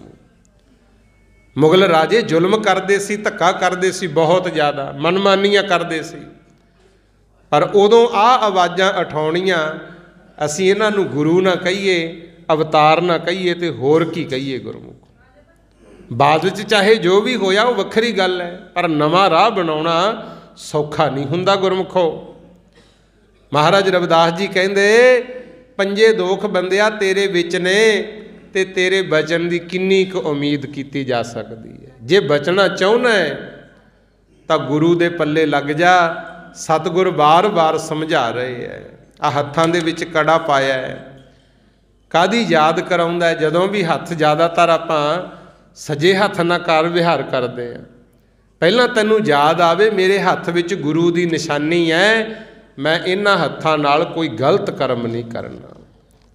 ਕਛਹਿਰੇ ਮਹਾਰਾਜ ਨੇ ਬਖਸ਼ੇ ਜਤ ਸਤ ਦੀ ਨਿਸ਼ਾਨੀ ਹੈ, ਜਤੀ ਸਤੀ ਰਹਿਣਾ। ਸ੍ਰੀ ਸਾਹਿਬਾਂ ਮਹਾਰਾਜ ਨੇ ਪੁਆਈਆਂ, ਨਾ ਤਾਂ ਜ਼ੁਲਮ ਸਹਿਣਾ ਤੇ ਨਾ ਕਿਸੇ ਤੇ ਜ਼ੁਲਮ ਹੋਣ ਦੇਣਾ ਗੁਰਮੁਖੋ। ਇਹ ਸਾਨੂੰ ਹਰ ਵੇਲੇ ਚੇਤੇ ਰੱਖਣਾ ਹੈ। ਕੰਘਾ ਮਹਾਰਾਜ ਨੇ ਦਿੱਤਾ ਹੈ, ਜਿਵੇਂ ਕੰਘਾ ਕਰੀਦਾ ਟੁੱਟੇ ਹੋਏ ਕੇਸ ਬਾਹਰ ਨਿਕਲ ਜਾਂਦੇ ਆ ਨਾ ਕੰਘੇ ਰਾਹੀਂ, ਇਸੇ ਤਰ੍ਹਾਂ ਸਤਿਗੁਰ ਕਹਿੰਦੇ ਬਾਣੀ ਪੜ੍ਹਿਆ ਕਰ, ਜਿਹੜੇ ਤੇਰੇ ਮੁਰਦਾ ਵਿਚਾਰ ਨੇ, ਗਲਤ ਵਿਚਾਰ ਨੇ, ਉਹ ਵੀ ਬਾਹਰ ਕੱਢਿਆ ਕਰ, ਆਖੋ ਸਤਨਾਮ। ਕੇਸ ਰੱਖ, ਕੇਸਾਂ ਤੋਂ ਪਤਾ ਲੱਗਦਾ ਹੈ ਗੁਰੂ ਕਾ ਸਿੱਖ ਹੈ। ਕੇਸ ਗੁਰੂ ਕੀ ਮੋਹਰ ਨੇ। ਬਾਣੀ ਬਾਣੇ ਦਾ ਧਾਰਨੀ ਹੋ, ਪੜ੍ਹਿਆ ਸੁਣਿਆ ਕਰ। ਤੇ ਸਤਿਗੁਰ ਪਾਤਸ਼ਾਹ ਗੁਰੂ ਰਵਿਦਾਸ ਮਹਾਰਾਜ ਕਹਿੰਦੇ ਕਰੀਏ ਕੀ, ਸਮਝਾਇਆ ਬਹੁਤ ਹੈ, ਪਰ ਬਾਣੀ 'ਚ ਲਿਖ ਗਏ ਮਾਧੋ ਅਵਿਦਿਆ ਹਿਤ ਕੀਨ। ਕਹਿੰਦੇ ਬਹੁਤ ਦੁਨੀਆ ਨੂੰ ਸਮਝਾਇਆ, ਪਰ ਪਰਮਾਤਮਾ ਸਾਡੀ ਬਿਰਤੀ ਇਹੋ ਜਿਹੀ ਹੋ ਗਈ, ਸਾਡਾ ਗਲਤ ਕੰਮਾਂ ਨਾਲ, ਬੇਸਮਝੀ ਨਾਲ ਜ਼ਿਆਦਾ ਪਿਆਰ ਪੈ ਗਿਆ। ਅਵਿਦਿਆ ਹਿਤ ਕੀਨ। ਵਿਦਿਆ ਪੜ੍ਹ ਕੇ ਕੋਈ ਰਾਜੀ ਨਹੀਂ, ਮਾੜੇ ਪਾਸੇ ਨੂੰ ਮੱਲੋ ਮੱਲੀ ਭੱਜਦੇ ਆ ਗੁਰਮੁਖ। ਅਵਿਦਿਆ ਵਾਲੇ ਪਾਸੇ ਜ਼ਿਆਦਾ ਚਾਹੀਦਾ। ਬਥੇਰਾ ਮਾਂ ਪਿਓ ਸੰਤ ਭਗਤ ਰੌਲਾ ਪਾਉਂਦੇ ਆ, ਭਾਈ ਨਸ਼ੇ ਨਾ ਕਰੋ, ਫਿਰ ਵੀ ਦੁਨੀਆ ਕਰੀ ਜਾਂਦੀ ਹੈ। ਪ੍ਰੇਰਨਾ ਤਾਂ ਕੋਈ ਨਹੀਂ ਦੇ ਰਿਹਾ। ਇਹ ਆਪਣਾ ਮਨ ਹੈ। ਦੇਖੋ ਤੁਸੀਂ ਚੱਲੇ, ਕੋਈ ਕਿਤੋਂ ਆਇਆ, ਕੋਈ ਕਿਤੋਂ ਆਇਆ। ਅਸੀਂ ਵੀ ਸਰਾਭੇ ਨਗਰ ਵਿੱਚ ਪਹੁੰਚੇ ਹਾਂ ਬਠਿੰਡੇ ਤੋਂ ਚੱਲ ਕੇ। ਰਾਹ ਦੇ ਵਿੱਚ ਕਿੰਨਾ ਕੁਛ ਆਇਆ ਗੁਰਮੁਖ, ਕਿੰਨੇ ਠੇਕੇ ਆਏ ਹੋਣਗੇ, ਕਿੰਨੀਆਂ ਸਬਜ਼ੀ ਦੀਆਂ ਰੇਹੜੀਆਂ ਆਈਆਂ ਹੋਣਗੀਆਂ, ਕਿੰਨੇ ਪਕੌੜਿਆਂ ਦੀਆਂ ਦੁਕਾਨਾਂ ਲੱਗੀਆਂ ਪਈਆਂ, ਕਿਤੇ ਚਾਹ ਕਿਤੇ ਕੁਛ।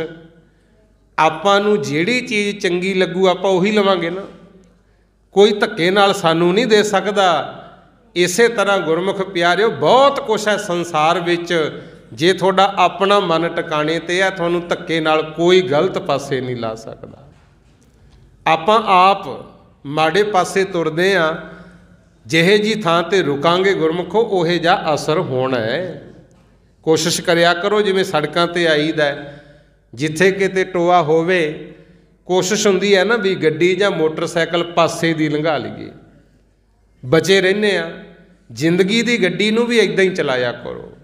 ਕਬੀਰ ਸਾਹਿਬ ਤਾਂ ਕਹਿੰਦੇ, ਕਬੀਰ ਸਾਕਤ ਸੰਗ ਨਾ ਕੀਜੀਐ, ਦੂਰ ਹੈ ਜਾਈਐ ਭਾਗ, ਬਾਸਨ ਕਾਰੋ ਪਰਸੀਐ ਤਉ ਕਸ ਲਾਗੈ ਦਾਗ। ਕਹਿੰਦੇ ਜੇ ਤੈਨੂੰ ਪਤਾ ਲੱਗਿਆ ਬੰਦਾ ਗਲਤ ਹੈ, ਐਸ ਮਾਈ ਦੇ ਐਸ ਭਾਈ ਦੇ ਵਿਚਾਰ ਮਾੜੇ ਨੇ, ਮਾੜੀ ਮੱਤ ਦਿੰਦਾ ਹੈ, ਬਸ ਉਹਦੇ ਕੋਲੇ ਬਹਿਣਾ ਉੱਠਣਾ ਛੱਡ ਦੇ। ਤੇ ਜੇ ਤੂੰ ਮਾੜੇ ਬੰਦੇ ਕੋਲੇ ਬਹਿਣ ਉੱਠਣ ਲੱਗ ਗਿਆ ਫਿਰ ਹੋਊਗਾ ਪਤਾ ਕੀ। ਕਬੀਰ ਸਾਹਿਬ ਨੇ ਲਿਖਿਆ, ਕਹਿੰਦੇ ਕਬੀਰ ਮਾਰੀ ਮਰੋ ਕੁਸੰਗ ਕੀ, ਕੇਲੇ ਨਿਕਟ ਜਿਉ ਵੇਰ। ਉਹ ਝੂਲਾ ਉਹ ਚੀਰੀ ਹੈ, ਸਾਕਤ ਸੰਗ ਨਾ ਹੇਰ।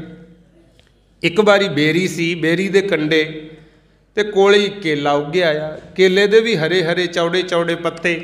ਇੱਕ ਦਿਨ ਹਵਾ ਆਈ, ਕੇਲਾ ਆਪਣੀ ਮਸਤੀ ਵਿੱਚ ਲੱਗਿਆ ਝੂਮਣ ਹਵਾ ਕਰਕੇ। ਬੇਰੀ ਦੇ ਕੰਡਿਆਂ ਨੇ ਇਹ ਨਹੀਂ ਸੋਚਿਆ ਵੀ ਸਾਡਾ ਗੁਆਂਢੀ ਹੈ, ਐਨ ਕੇਲੇ ਦੇ ਸੋਹਣੇ ਸੋਹਣੇ ਪੱਤੇ ਲੀਰ ਲੀਰ ਕਰਤੇ। ਤੇ ਕਬੀਰ ਸਾਹਿਬ ਵੇਖਦੇ ਸੀ, ਉਹਨਾਂ ਨੇ ਫਿਰ ਬਾਣੀ 'ਚ ਲਿਖਿਆ ਹੈ, ਕਹਿੰਦੇ ਬੰਦਿਆ ਇੱਥੋਂ ਹੀ ਸਿੱਖਿਆ ਲੈ ਲਾ, ਮਾੜਾ ਸੰਗ ਨਾ ਕਰੀ ਓਏ ਮਨਾ ਮੇਰਿਆ, ਕੇਲੇ ਵਾਂਗੂ ਚੀਰਿਆ ਜਾਵੇਂਗਾ। ਮਾੜਾ ਸੰਗ ਨਾ ਕਰੀ ਓਏ ਮਨਾ ਮੇਰਿਆ, ਕੇਲੇ ਵਾਂਗੂ ਚੀਰਿਆ ਜਾਵੇਂਗਾ।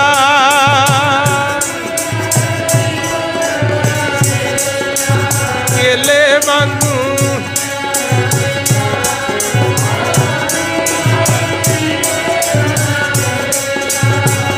ਕੇਲੇ ਵਾਂਗੂ ਚੀਰਿਆ ਜਾਵੇਂਗਾ।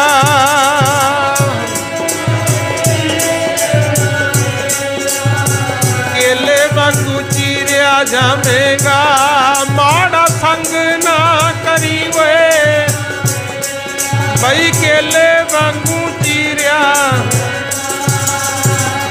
ਕਬੀਰ ਸਾਹਿਬ ਕਹਿੰਦੇ ਨੇ ਬੰਦਿਆ ਸਮਝ ਕੁਛ, ਕੇਲਾ ਝੂਲਦਾ ਬੇਰੀ ਦੇ ਕੰਡੇ ਚੀਰਦੇ, ਸੰਗ ਬੁਰਾ ਸਾਕਤਾਂ ਦਾ। ਕੇਲਾ ਝੂਲਦਾ ਬੇਰੀ ਦੇ ਕੰਡੇ ਚੀਰਦੇ, ਸੰਗ ਬੁਰਾ ਸਾਕਤਾਂ ਦਾ।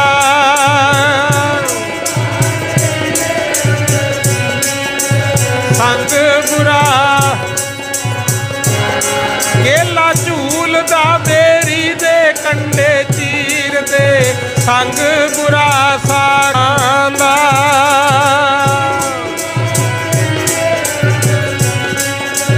ਸੰਗ ਬੁਰਾ ਸਾਕਤਾਂ ਦਾ।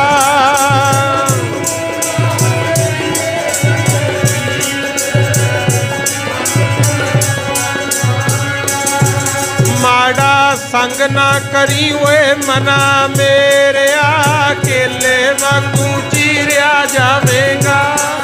ਮਾੜਾ ਸੰਗ ਨਾ ਕਰੀ ਓਏ ਮਨਾ ਮੇਰਿਆ, ਕੇਲੇ ਵਾਂਗੂ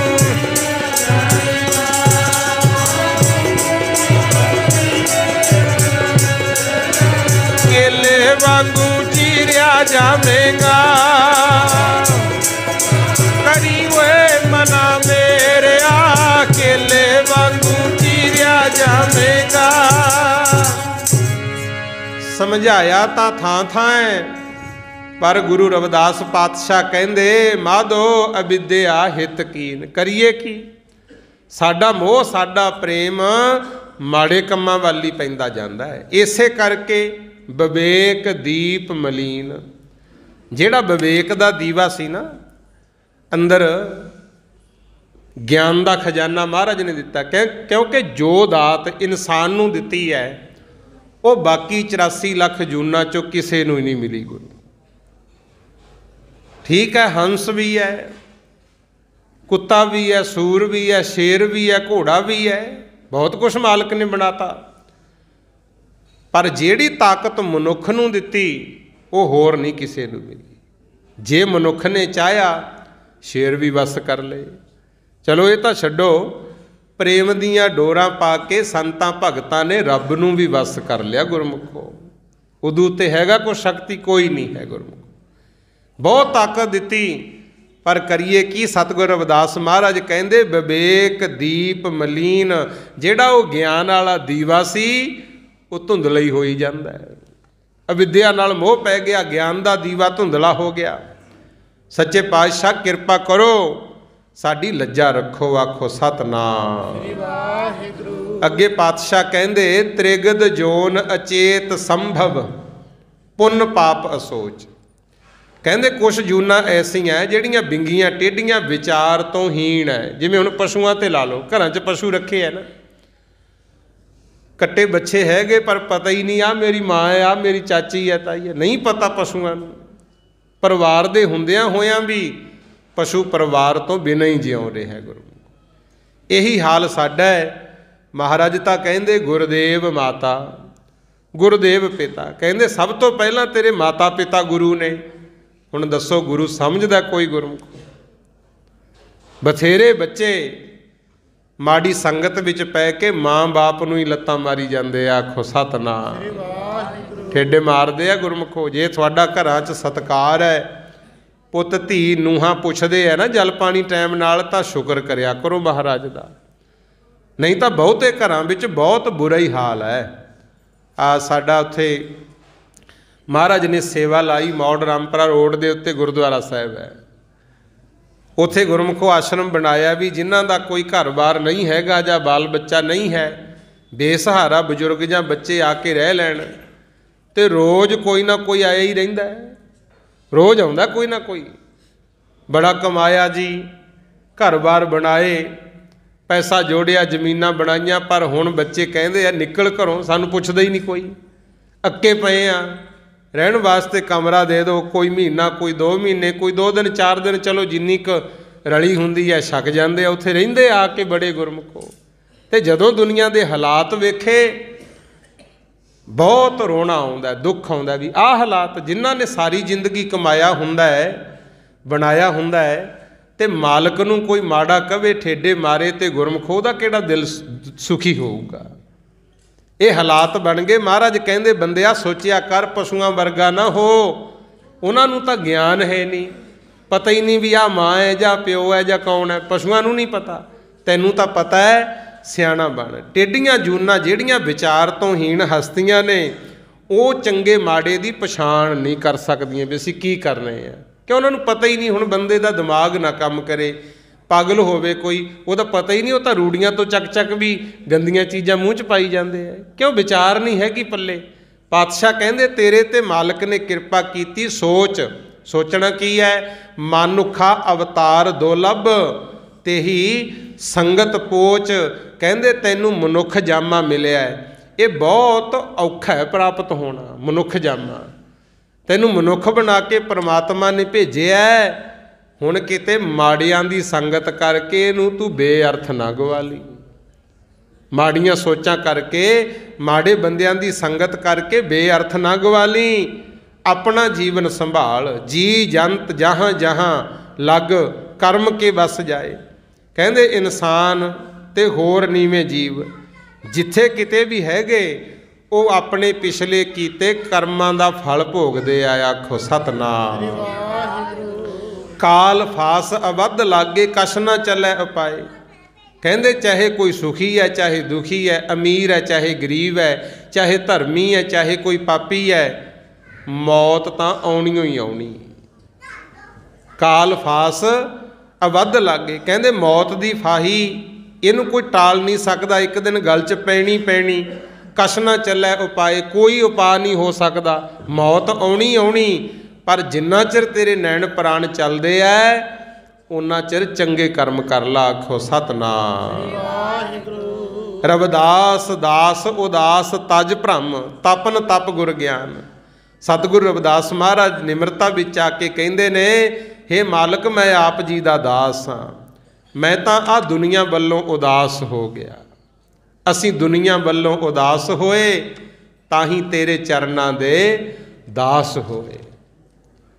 कहते जदों जिन्ना चिर दुनियादारी दींदी है ना उन्ना चिर इधर नूं नहीं तुर सकते, ते जदों बंदे नूं लगदी है चोट उदों फिर रब दी याद आउंदी है। आखो सतनाम। सतगुरु रविदास महाराज कहते मैं तां दुनिया वल्लों हो गया उदास, ते हुण भटकना छड्डती। तज भ्रम दा मतलब है इधर उधर दी जिहड़ी भटकना सी वो छड्डती। तपन तप गुर ज्ञान, हुण मैं तप करदा, मालक दा दिता होया ज्ञान प्राप्त करदा ते होरनां नूं वंडदा। ये वड्डी सेवा है, आप जपना ते होरनां नूं जपाउणा, चंगीआं गल्लां विच वाधा करना। कहंदे ये मालक ने सेवा बख्शती, भगत जन भै हरन, परमानंद करो हो निदान। कहंदे हे मालक तुसीं तां एडी ताकत रखदे हो, अपने सेवकां दे दुख दूर करदे हो, श्रद्धालुआं दीआं सारियां भावनावां पूरीआं करदे हो। मेरे ते भी किरपा कर दो, मैनूं ਉਹ आनंद ਉਹ खुशी बख्श दिओ ਜਿਹੜੀ मुड़ के गुम्मे ना। आखो सतनाम। परम आनंद, सही आनंद ਜਿਹੜਾ गुरु चरनां विच है ਉਹ मेरी झोली पा दो। हुण सच्चे पातशाह आप जी दे बने आ। बथेरा दुनिया ने कोशिश की गुरु रविदास महाराज नूं नाम जपण तो रोकण दी, चंगे कर्मां तो रोकण दी बथेरी कोशिश की, पर उन्होंने आ गल ते पहरा दिता सी। एह दिल है अमानत सतगुर दी, थां थां ते लगाया नहीं जांदा। दिल है अमानत सतगुर दी, थां थां ते लगाया नहीं जांदा।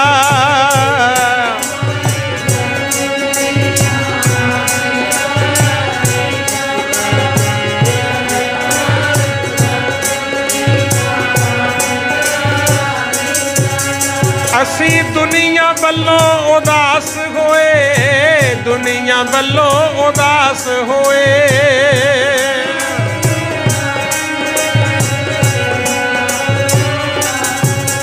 ताही तेरे चरनां दे दास होए, तेरे चरनां दे दास होए।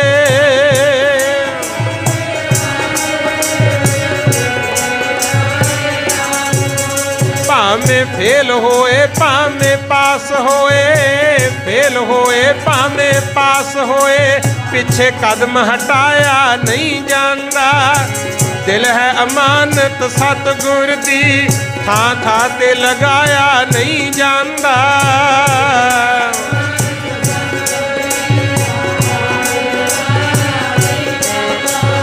दिल है अमानत थां थां ते लगाया नहीं जांदा।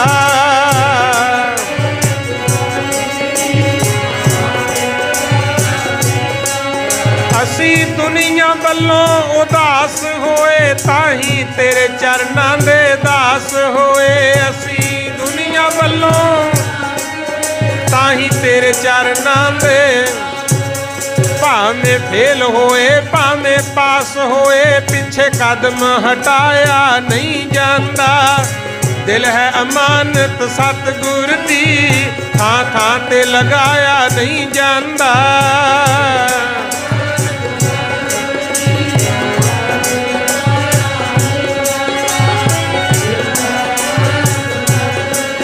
थां थां ते लगाया नहीं जांदा। महाराज कहंदे एक दे बन जाओ, दर दर दी भटकना छड्ड के भाई एक राह चुन लो, जीवन सफल हो जू। आखो सतनाम। ते जेड़े बने उन्हां नूं मालक डोलण नहीं दिंदा। लो एक कथा समय मुताबक मैं सांझी करां। छेवें पातशाह गुरु हरगोबिंद साहिब जी ਅੰਮ੍ਰਿਤਸਰ ਵਿੱਚ ਸੰਗਤਾਂ ਨੂੰ ਤਾਰਦੇ ਹੁੰਦੇ, ਘੋੜਿਆਂ ਦੀ ਲੋੜ ਪੈ ਗਈ। ਸੇਵਾਦਾਰਾਂ ਨੂੰ ਕਹਿੰਦੇ ਭਾਈ ਬਲਖ ਬੁਖਾਰੇ ਜਾਓ, ਉੱਥੇ ਸਾਡਾ ਇੱਕ ਸਿੱਖ ਰਹਿੰਦਾ ਭਾਈ ਵਸਾਵਾ, ਉਹਨੂੰ ਲੈ ਜਿਓ ਨਾਲ ਤੇ ਕਾਬਲ ਤੋਂ ਘੋੜੇ ਖਰੀਦ ਕੇ ਲਿਆਉਣੇ। ਸਿੱਖ ਕਹਿੰਦੇ ਠੀਕ ਹੈ ਪਾਤਸ਼ਾਹ, ਜੋ ਆਪ ਜੀ ਦਾ ਹੁਕਮ। ਮੱਥਾ ਟੇਕ ਕੇ ਤੁਰ ਪਏ, ਨਾਲ ਮਾਇਆ ਲੈ ਲਈ ਤੇ ਜਾਂਦੇ ਜਾਂਦੇ ਗੁਰਮੁਖੋ ਬਲਖ ਬੁਖਾਰੇ ਦੇ ਰਹਿਣ ਵਾਲੇ ਭਾਈ ਵਸਾਵੇ ਦੇ ਘਰੇ ਜਾ ਪਹੁੰਚੇ। ਉਦੋਂ ਨਾ ਸਿੱਖ ਕਿਤੇ ਕਿਤੇ ਹੁੰਦਾ ਸੀ। ਤੇ ਭਾਈ ਵਸਾਵਾ ਦਸਾਂ ਨਹੁੰਆਂ ਦੀ ਕਿਰਤ ਕਰਨ ਵਾਲਾ ਗੁਰੂ ਘਰ ਦਾ ਸ਼ਰਧਾਲੂ ਸਿੱਖ, ਜਦੋਂ ਉਹਨੂੰ ਪਤਾ ਲੱਗਿਆ ਵੀ ਅੰਮ੍ਰਿਤਸਰ ਤੋਂ ਗੁਰੂ ਹਰਗੋਬਿੰਦ ਸਾਹਿਬ ਜੀ ਨੇ ਮੈਨੂੰ ਯਾਦ ਕੀਤਾ, ਬੜੀ ਖੁਸ਼ੀ ਹੋਈ। ਗੁਰਸਿੱਖ ਆਏ ਨੇ, ਬੜੇ ਚਾਅ ਨਾਲ ਮਿਲਿਆ, ਐ ਲੰਬਾ ਪੈ ਕੇ ਨਮਸਕਾਰ ਕੀਤੀ, ਇੱਕ ਦੂਜੇ ਦਾ ਸਤਿਕਾਰ।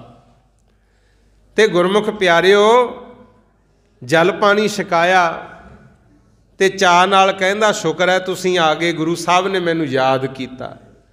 ਮੈਂ ਤਾਂ ਰੋਜ਼ ਇਹੀ ਅਰਦਾਸਾਂ ਕਰਦਾ ਹੁੰਨਾ, ਸੱਚੇ ਪਾਤਸ਼ਾਹ ਜਿੰਨਾ ਮਿਲਿਆ ਤੇਰਾ ਨਾਮ ਚਿੱਤ ਆਵੇ, ਮੇਲੀ ਉਹਨਾਂ ਪਿਆਰਿਆਂ ਨੂੰ, ਜਿੰਨਾ ਮਿਲਿਆ ਤੇਰਾ ਨਾਮ ਚਿੱਤ ਆਵੇ, ਮੇਲੀ ਉਹਨਾਂ ਪਿਆਰਿਆਂ ਨੂੰ।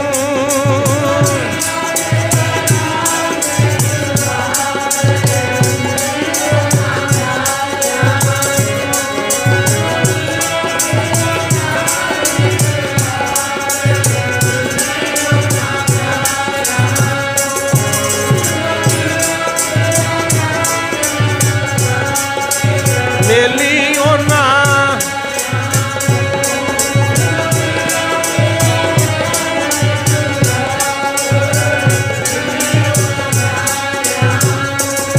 ਜਿੰਨਾ ਮਿਲਿਆ ਤੇਰਾ ਨਾਮ ਚਿੱਤ ਆਵੇ, ਮੇਲੀ ਉਹਨਾਂ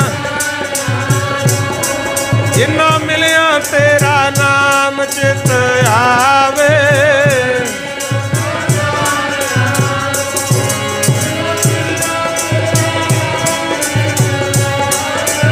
ਮੇਲੀ ਉਹਨਾਂ ਪਿਆਰਿਆਂ ਨੂੰ।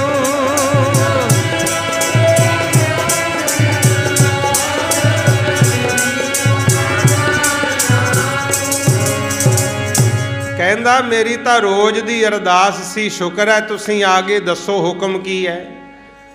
ਤੇ ਜਿਹੜੇ ਸਿੱਖ ਗਏ ਸੀ ਇਹ ਕਹਿੰਦੇ ਕਾਬਲ ਕੰਧਾਰ ਜਾਣਾ ਘੋੜੇ ਖਰੀਦਣ ਵਾਸਤੇ, ਗੁਰੂ ਸਾਹਿਬ ਨੇ ਤੇਰੀ ਡਿਊਟੀ ਲਾਈ ਹੈ, ਸਾਡੇ ਨਾਲ ਚੱਲ। ਲੈ ਖਿਆਲ ਰੱਖਿਓ ਹੁਣ ਸਿੱਖੀ ਕਿਹਨੂੰ ਕਿਹਾ ਜਾਂਦਾ ਹੈ।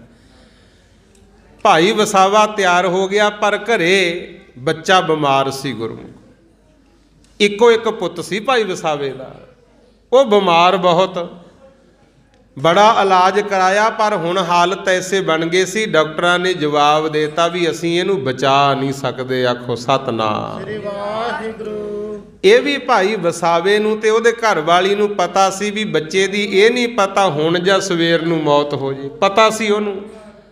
ਤੇ ਉਸ ਵੇਲੇ ਫੇਰ ਵੀ ਤਿਆਰ ਹੋ ਗਿਆ, ਕਹਿੰਦਾ ਕੋਈ ਗੱਲ ਨਹੀਂ ਮੈਂ ਜਾਊਂਗਾ ਜ਼ਰੂਰ।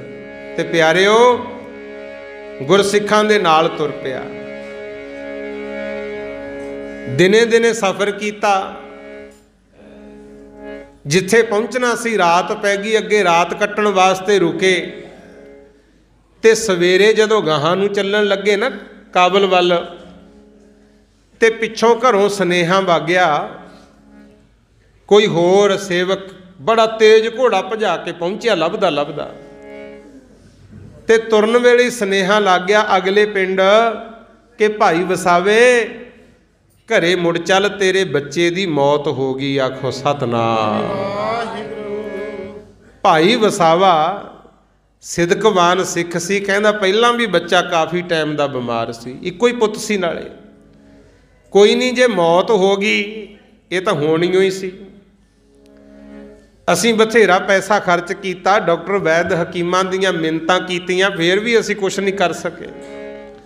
ਜੇ ਹੁਣ ਮੌਤ ਹੋ ਗਈ, ਪਰਿਵਾਰ ਨੂੰ ਕਹੋ ਸੰਸਕਾਰ ਕਰ ਦੇਣ, ਮੈਂ ਪਹਿਲਾਂ ਗੁਰੂ ਜੀ ਦਾ ਬਚਨ ਪੂਰਾ ਕਰਦਾ ਫੇਰ ਆਊਂ ਘਰੇ। ਆਖੋ ਸਤਨਾਮ। ਦੇਖੋ ਕੈਸੇ ਸਿਦਕਵਾਨ ਸਿੱਖ ਹੋਏ, ਤਾਂ ਹੀ ਅੱਜ ਉਹਨਾਂ ਦਾ ਨਾਂ ਹੈ ਇਤਿਹਾਸ ਵਿੱਚ ਗੁਰਮੁਖੋ।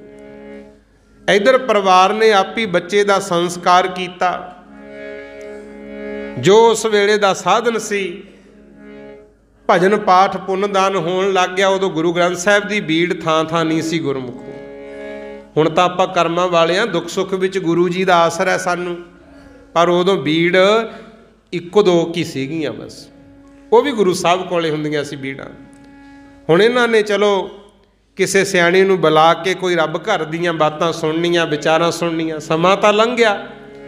ਉਧਰ ਭਾਈ ਵਸਾਵਾ ਗੁਰਸਿੱਖਾਂ ਨਾਲ ਕਾਬਲ ਕੰਧਾਰ ਗਿਆ, ਘੋੜੇ ਖਰੀਦੇ, ਜਿੰਨੀ ਬਣਦਾ ਸੀ ਮੁੱਲ ਮਾਇਆ ਦੇ ਕੇ ਘੋੜੇ ਲੈ ਕੇ ਹੌਲੀ ਹੌਲੀ ਅੰਮ੍ਰਿਤਸਰ ਸਾਹਿਬ ਆ ਗਏ। ਅਈ ਸੰਗਤ ਬੈਠੀ ਤੇ ਗੁਰੂ ਸਾਹਿਬ ਨੇ ਘੋੜੇ ਬੜੇ ਪਸੰਦ ਕੀਤੇ। ਗੱਲਾਂ ਬਾਤਾਂ ਚੱਲਦੀਆਂ, ਜਲ ਪਾਣੀ ਛਕ ਕੇ ਮਹਾਰਾਜ ਨੇ ਪੁੱਛਿਆ, ਹੋਰ ਸੁਣਾਓ ਭਾਈ, ਸਫ਼ਰ ਤੁਹਾਡਾ ਕਿਵੇਂ ਰਿਹਾ? ਫਿਰ ਨਾਲ ਦੇ ਸਿੱਖਾਂ ਨੇ ਦੱਸਿਆ, ਪਾਤਸ਼ਾਹ ਆ ਜਿਹੜੇ ਸਿੱਖ ਭਾਈ ਵਸਾਵੇ ਦੀ ਤੁਸੀਂ ਡਿਊਟੀ ਲਾਈ ਸੀ, ਅਸੀਂ ਜਦੋਂ ਤੁਹਾਡਾ ਹੁਕਮ ਸੁਣਾਇਆ ਇਹ ਸਾਡੇ ਨਾਲ ਤਾਂ ਤੁਰ ਪਿਆ, ਪਰ ਹੋਈ ਵਿਚਾਰੇ ਨਾਲ ਬਹੁਤ ਮਾੜੀ। ਮਹਾਰਾਜ ਕਹਿੰਦੇ ਉਹ ਕਿਵੇਂ? ਕਹਿੰਦੇ ਜੀ ਘਰੇ ਇਕਲੌਤਾ ਹੀ ਪੁੱਤਰ ਸੀ, ਉਹ ਬਿਮਾਰ ਸੀ, ਇਹਨੇ ਫਿਰ ਵੀ ਪਰਵਾਹ ਨਹੀਂ ਕੀਤੀ। ਰਾਹ 'ਚ ਜਾਂਦਿਆਂ ਨੂੰ ਹੀ ਸੁਨੇਹਾ ਮਿਲ ਗਿਆ ਵੀ ਤੇਰੇ ਪੁੱਤ ਦੀ ਮੌਤ ਹੋ ਗਈ। ਇਹ ਫਿਰ ਵੀ ਕਹਿੰਦਾ ਪਹਿਲਾਂ ਗੁਰੂ ਜੀ ਦਾ ਬਚਨ ਪੂਰਾ ਕਰਾਂ ਫੇਰ ਜਾਊਂ ਘਰੇ। ਤੇ ਸਾਡੇ ਨਾਲ ਘੋੜੇ ਖਰੀਦੇ, ਇੱਥੋਂ ਤੱਕ ਆ ਗਿਆ ਤੁਹਾਡੇ ਚਰਨਾਂ 'ਚ, ਪਰ ਅਜੇ ਘਰੇ ਨਹੀਂ ਗਿਆ, ਇਹਦੇ ਪੁੱਤ ਦੀ ਮੌਤ ਹੋ ਗਈ। ਆਹ ਬਚਨ ਜਦੋਂ ਛੇਵੇਂ ਪਾਤਸ਼ਾਹ ਨੇ ਸੁਣੇ, ਮਹਾਰਾਜ ਦਇਆ ਦੇ ਘਰ ਵਿੱਚ ਆ ਗਏ। ਕਹਿੰਦੇ ਜੇ ਇਹ ਸਿੱਖ ਇੰਨਾ ਬਚਨ ਦਾ ਪੱਕਾ ਹੈ, ਇਹਨੇ ਕੀਤੀ ਆ ਸੇਵਾ ਸੰਗਤ ਦੀ, ਲਓ ਸੰਗਤੇ ਸਾਡਾ ਬਚਨ ਹੈ, ਕੋਈ ਗੱਲ ਨਹੀਂ, ਇੱਕ ਗਿਆ ਨਾ, ਗੁਰੂ ਨਾਨਕ ਸਾਹਿਬ ਕਿਰਪਾ ਕਰਨਗੇ, ਇਹਦੇ ਘਰੇ 2 ਪੁੱਤ ਹੋ ਜਾਣਗੇ। ਆਖੋ ਸਤਨਾਮ। ਆਹ ਬਚਨ ਖੁਸ਼ੀਆਂ ਦਾ ਕੀਤਾ। ਫੇਰ ਭਾਈ ਵਸਾਵਾ ਘਰ ਗਿਆ ਸੀ ਤੇ ਸਮਾਂ ਪਾ ਕੇ ਫਿਰ ਉਹਦੇ ਘਰ ਵਿੱਚ 2 ਸੁਪੁੱਤਰ ਹੋਏ ਚੜ੍ਹਦੀ ਕਲਾ ਵਾਲੇ, ਜਿਨ੍ਹਾਂ ਨੇ ਸਾਰੀ ਜ਼ਿੰਦਗੀ ਮਾਲਕ ਦੇ ਦਰ ਘਰ ਦੀ ਸੇਵਾ ਕੀਤੀ। ਇਹ ਹੈ ਬਚਨ ਕਮਾਉਣ ਦਾ ਫਲ ਗੁਰਮੁਖੋ। ਆਪਾਂ ਨੂੰ ਵੀ ਮਹਾਰਾਜ ਕਹਿੰਦੇ ਜਿੰਨਾ ਮਰਜੀ ਵੱਡਾ ਦੁੱਖ ਆ ਜੇ, ਗੁਰਸਿੱਖਾ ਗੁਰੂ ਦੀ ਬਾਣੀ ਪੜ੍ਹਿਆ ਕਰ, ਗੁਰੂ ਵਾਲਾ ਬਣ ਜਾ, ਸੱਚੇ ਪਾਤਸ਼ਾਹ ਦੇ ਲੜ ਲੱਗ। ਇਹ ਨਹੀਂ ਵੀ ਮੇਰੇ ਤੇ ਦੁੱਖ ਆ ਗਿਆ, ਕਈ ਅੱਕ ਕੇ ਵੀ ਇਦੋਂ ਤਾਂ ਮਰੇ ਹੀ ਚੰਗੇ। ਹੁੰਦਾ ਬਹੁਤਿਆਂ ਨਾਲ, ਇਕੱਲੇ ਆਪਣੇ ਨਾਲ ਨਹੀਂ। ਸ੍ਰੀ ਰਾਮਚੰਦਰ ਜੀ ਨੂੰ ਜਦੋਂ ਬਨਵਾਸ ਮਿਲਿਆ, ਨਾਲੇ 2 ਪੁੱਤ ਦਸ਼ਰਥ ਕੋਲੇ ਹੋਰ ਵੀ ਸੀਗੇ ਘਰੇ, ਜੰਗਲ ਨੂੰ ਤਾਂ 2 ਹੀ ਜਾ ਰਹੇ ਸੀ ਨਾ, ਰਾਮ ਜੀ ਤੇ ਲక్ష్మణ ਜੀ। ਇਹ ਵੀ ਪਤਾ ਸੀ ਵੀ ਇਹ 12-14 ਸਾਲਾਂ ਬਾਅਦ ਮੁੜ ਆਉਣੇ ਐ, ਤਾਂ ਵੀ ਵਿਛੋੜਾ ਨਾ ਸਹਾਰਦਾ ਹੋਇਆ, ਮਹਿਲ ਤੋਂ ਹੀ ਛਾਲ ਮਾਰ ਕੇ ਮਰ ਗਿਆ। ਆਖੋ ਸਤਨਾਮ। ਇਹ ਵੱਡੇ ਵੱਡਿਆਂ ਨਾਲ ਹੋਇਆ, ਬਹੁਤ ਵੱਡਾ ਇਤਿਹਾਸ ਪੜ੍ਹ ਕੇ ਵੇਖੋ ਗੁਰਮੁਖੋ। ਪਰ ਮਰਨ ਨਾਲ ਹੱਲ ਥੋੜੀ ਹੁੰਦਾ ਗੁਰਮੁਖੋ। ਹਾਂ, ਜਿਹੜੇ ਸਵਾਸ ਤੇਰੇ ਚੱਲਦੇ ਐ, ਅੱਗੇ ਤੋਂ ਤੂੰ ਚੰਗੇ ਕੰਮ ਕਰਿਆ ਕਰ, ਪੁੰਨ ਦਾਨ ਕਰ, ਮਾਲਕ ਦਾ ਭਜਨ ਕਰ, ਸੱਚੇ ਪਾਤਸ਼ਾਹ ਅੱਗੇ ਅਰਦਾਸ ਕਰ। ਮਹਾਰਾਜ ਭਾਈ ਵਸਾਵੇ ਵਾਂਗੂ ਦੁਬਾਰਾ ਫੇਰ ਝੋਲੀਆਂ ਭਰ ਦਿੰਦੇ ਐ। ਤੇ ਬਾਕੀ ਸਿਰੇ ਆ ਜਿਹੜਾ ਹੁਣ ਦਿਨ ਚੱਲੇ ਆ, ਮੂਹਰੇ ਦਸੰਬਰ ਦਾ ਮਹੀਨਾ ਦੇਖੋ ਸ਼ੁਰੂ ਹੋ ਰਿਹਾ ਹੈ। ਧੰਨ ਗੁਰੂ ਗੋਬਿੰਦ ਸਿੰਘ ਮਹਾਰਾਜ ਵੱਲ ਵੇਖੋ। ਪਹਿਲਾਂ ਤਾਂ 9 ਸਾਲ ਦੀ ਉਮਰ ਸੀ ਜਦੋਂ ਪਿਤਾ ਸ਼ਹੀਦੀ ਪਾ ਗਏ ਗੁਰੂ ਤੇਗ ਬਹਾਦਰ, ਕੱਲਾ ਸੀਸ ਹੀ ਮਿਲਿਆ ਗੁਰੂ ਗੋਬਿੰਦ ਸਿੰਘ ਸਾਹਿਬ ਨੂੰ। ਤਾਂ ਉਦੋਂ ਬਾਅਦ ਫਿਰ ਸਾਰੀ ਉਮਰ ਜੰਗਾਂ ਯੁੱਧਾਂ 'ਚ ਲੰਘ ਗਈ। 42 ਸਾਲ ਦੀ ਉਮਰ ਗੁਰੂ ਗੋਬਿੰਦ ਸਿੰਘ ਦੀ ਜ਼ਿਆਦਾਤਰ ਦੁੱਖ ਤਕਲੀਫਾਂ 'ਚ ਹੀ ਬਤੀਤ ਹੋਈ ਗੁਰੂ। ਪਹਿਲਾਂ ਪਿਤਾ ਦੀ ਸ਼ਹੀਦੀ, ਫਿਰ ਜੰਗ ਯੁੱਧ ਸ਼ੁਰੂ ਹੋ ਗਏ, ਤੇ ਉਹ ਵੀ ਦਿੱਲੀ ਦੀ ਸਰਕਾਰ ਨਾਲ ਟੱਕਰ ਲੈਣੀ ਕੋਈ ਸੌਖਾ ਥੋੜੀ ਸੀ ਗੁਰਮੁਖ ਪਿਆਰਿਓ, ਸੌਖਾ ਨਹੀਂ ਸੀ ਕੰਮ। ਫਿਰ ਵਿਆਹ ਸ਼ਾਦੀ ਹੋਇਆ, 4 ਪੁੱਤਰ ਹੋ ਗਏ ਸਾਹਿਬਜ਼ਾਦੇ, ਅਜੀਤ ਸਿੰਘ ਜੀ, ਜੁਝਾਰ ਸਿੰਘ ਜੀ, ਜੋਰਾਵਰ ਸਿੰਘ ਜੀ, ਫਤਿਹ ਸਿੰਘ ਜੀ। ਤੇ ਫਿਰ ਗੁਰਮੁਖ ਪਿਆਰਿਓ ਮਾਤਾ ਜੀਤੋ ਜੀ, ਜੀਤ ਕੌਰ ਜੀ ਚਲਾਣਾ ਕਰ ਗਏ, ਅਨੰਦਪੁਰ ਸਾਹਿਬ ਰਹਿੰਦੇ ਆ।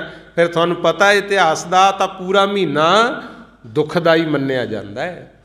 ਤਾਂ ਹੀ ਅੱਗੇ ਇਹਨਾਂ ਦਿਨਾਂ ਵਿੱਚ, ਪੋਹ ਦੇ ਮਹੀਨੇ 'ਚ ਤਾਂ ਖਾਸ ਕਰਕੇ ਕੋਈ ਖੁਸ਼ੀ ਨਹੀਂ ਸੀ ਮਨਾਉਂਦੇ ਸਿੱਖ ਗੁਰਮੁਖੋ, ਜ਼ਿਆਦਾਤਰ ਦੁੱਖਾਂ ਵਿੱਚ ਸਮਾਂ ਲੰਘਿਆ।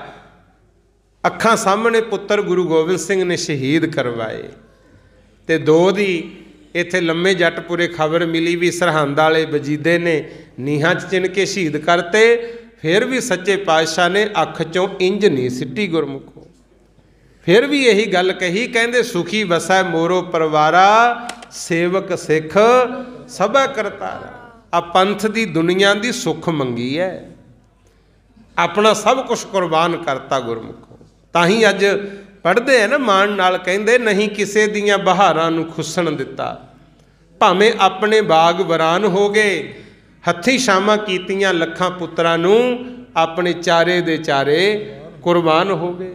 ਉਹਨਾਂ ਵੱਲ ਦੇਖਿਓ, ਫੇਰ ਆਪਣੇ ਤੇ ਆਏ ਦੁੱਖ ਤਾਂ ਛੋਟੇ ਲੱਗਦੇ ਆ, ਆਖੋ ਸਤਨਾਮ। ਫਿਰ ਵੀ ਗੁਰਮੁਖ ਪਿਆਰਿਓ, ਚੰਗੇ ਕਰਮ ਕੀਤੇ, ਧਰਮ ਕੀਤਾ ਜਿਨ੍ਹਾਂ, ਤੇ ਤਾਂ ਅੱਜ ਦੁਨੀਆ ਸੀਸ ਝੁਕਾਉਂਦੀ ਹੈ। ਸੋ ਲਓ, ਸਮਾਂ ਮੈਨੂੰ ਇਜਾਜ਼ਤ ਨਹੀਂ ਦਿੰਦਾ। ਮੈਂ ਆਪ ਸੰਗਤਾਂ ਤੋਂ ਮਾਫੀ ਮੰਗਦਾ। ਵਿਚਾਰਾਂ ਕਰਦਿਆਂ ਬਹੁਤ ਭੁੱਲਾਂ ਚੁੱਕਾਂ ਹੋ ਜਾਂਦੀਆਂ, ਆਪ ਜੀ ਨੇ ਖਿਮਾ ਕਰਨੀ।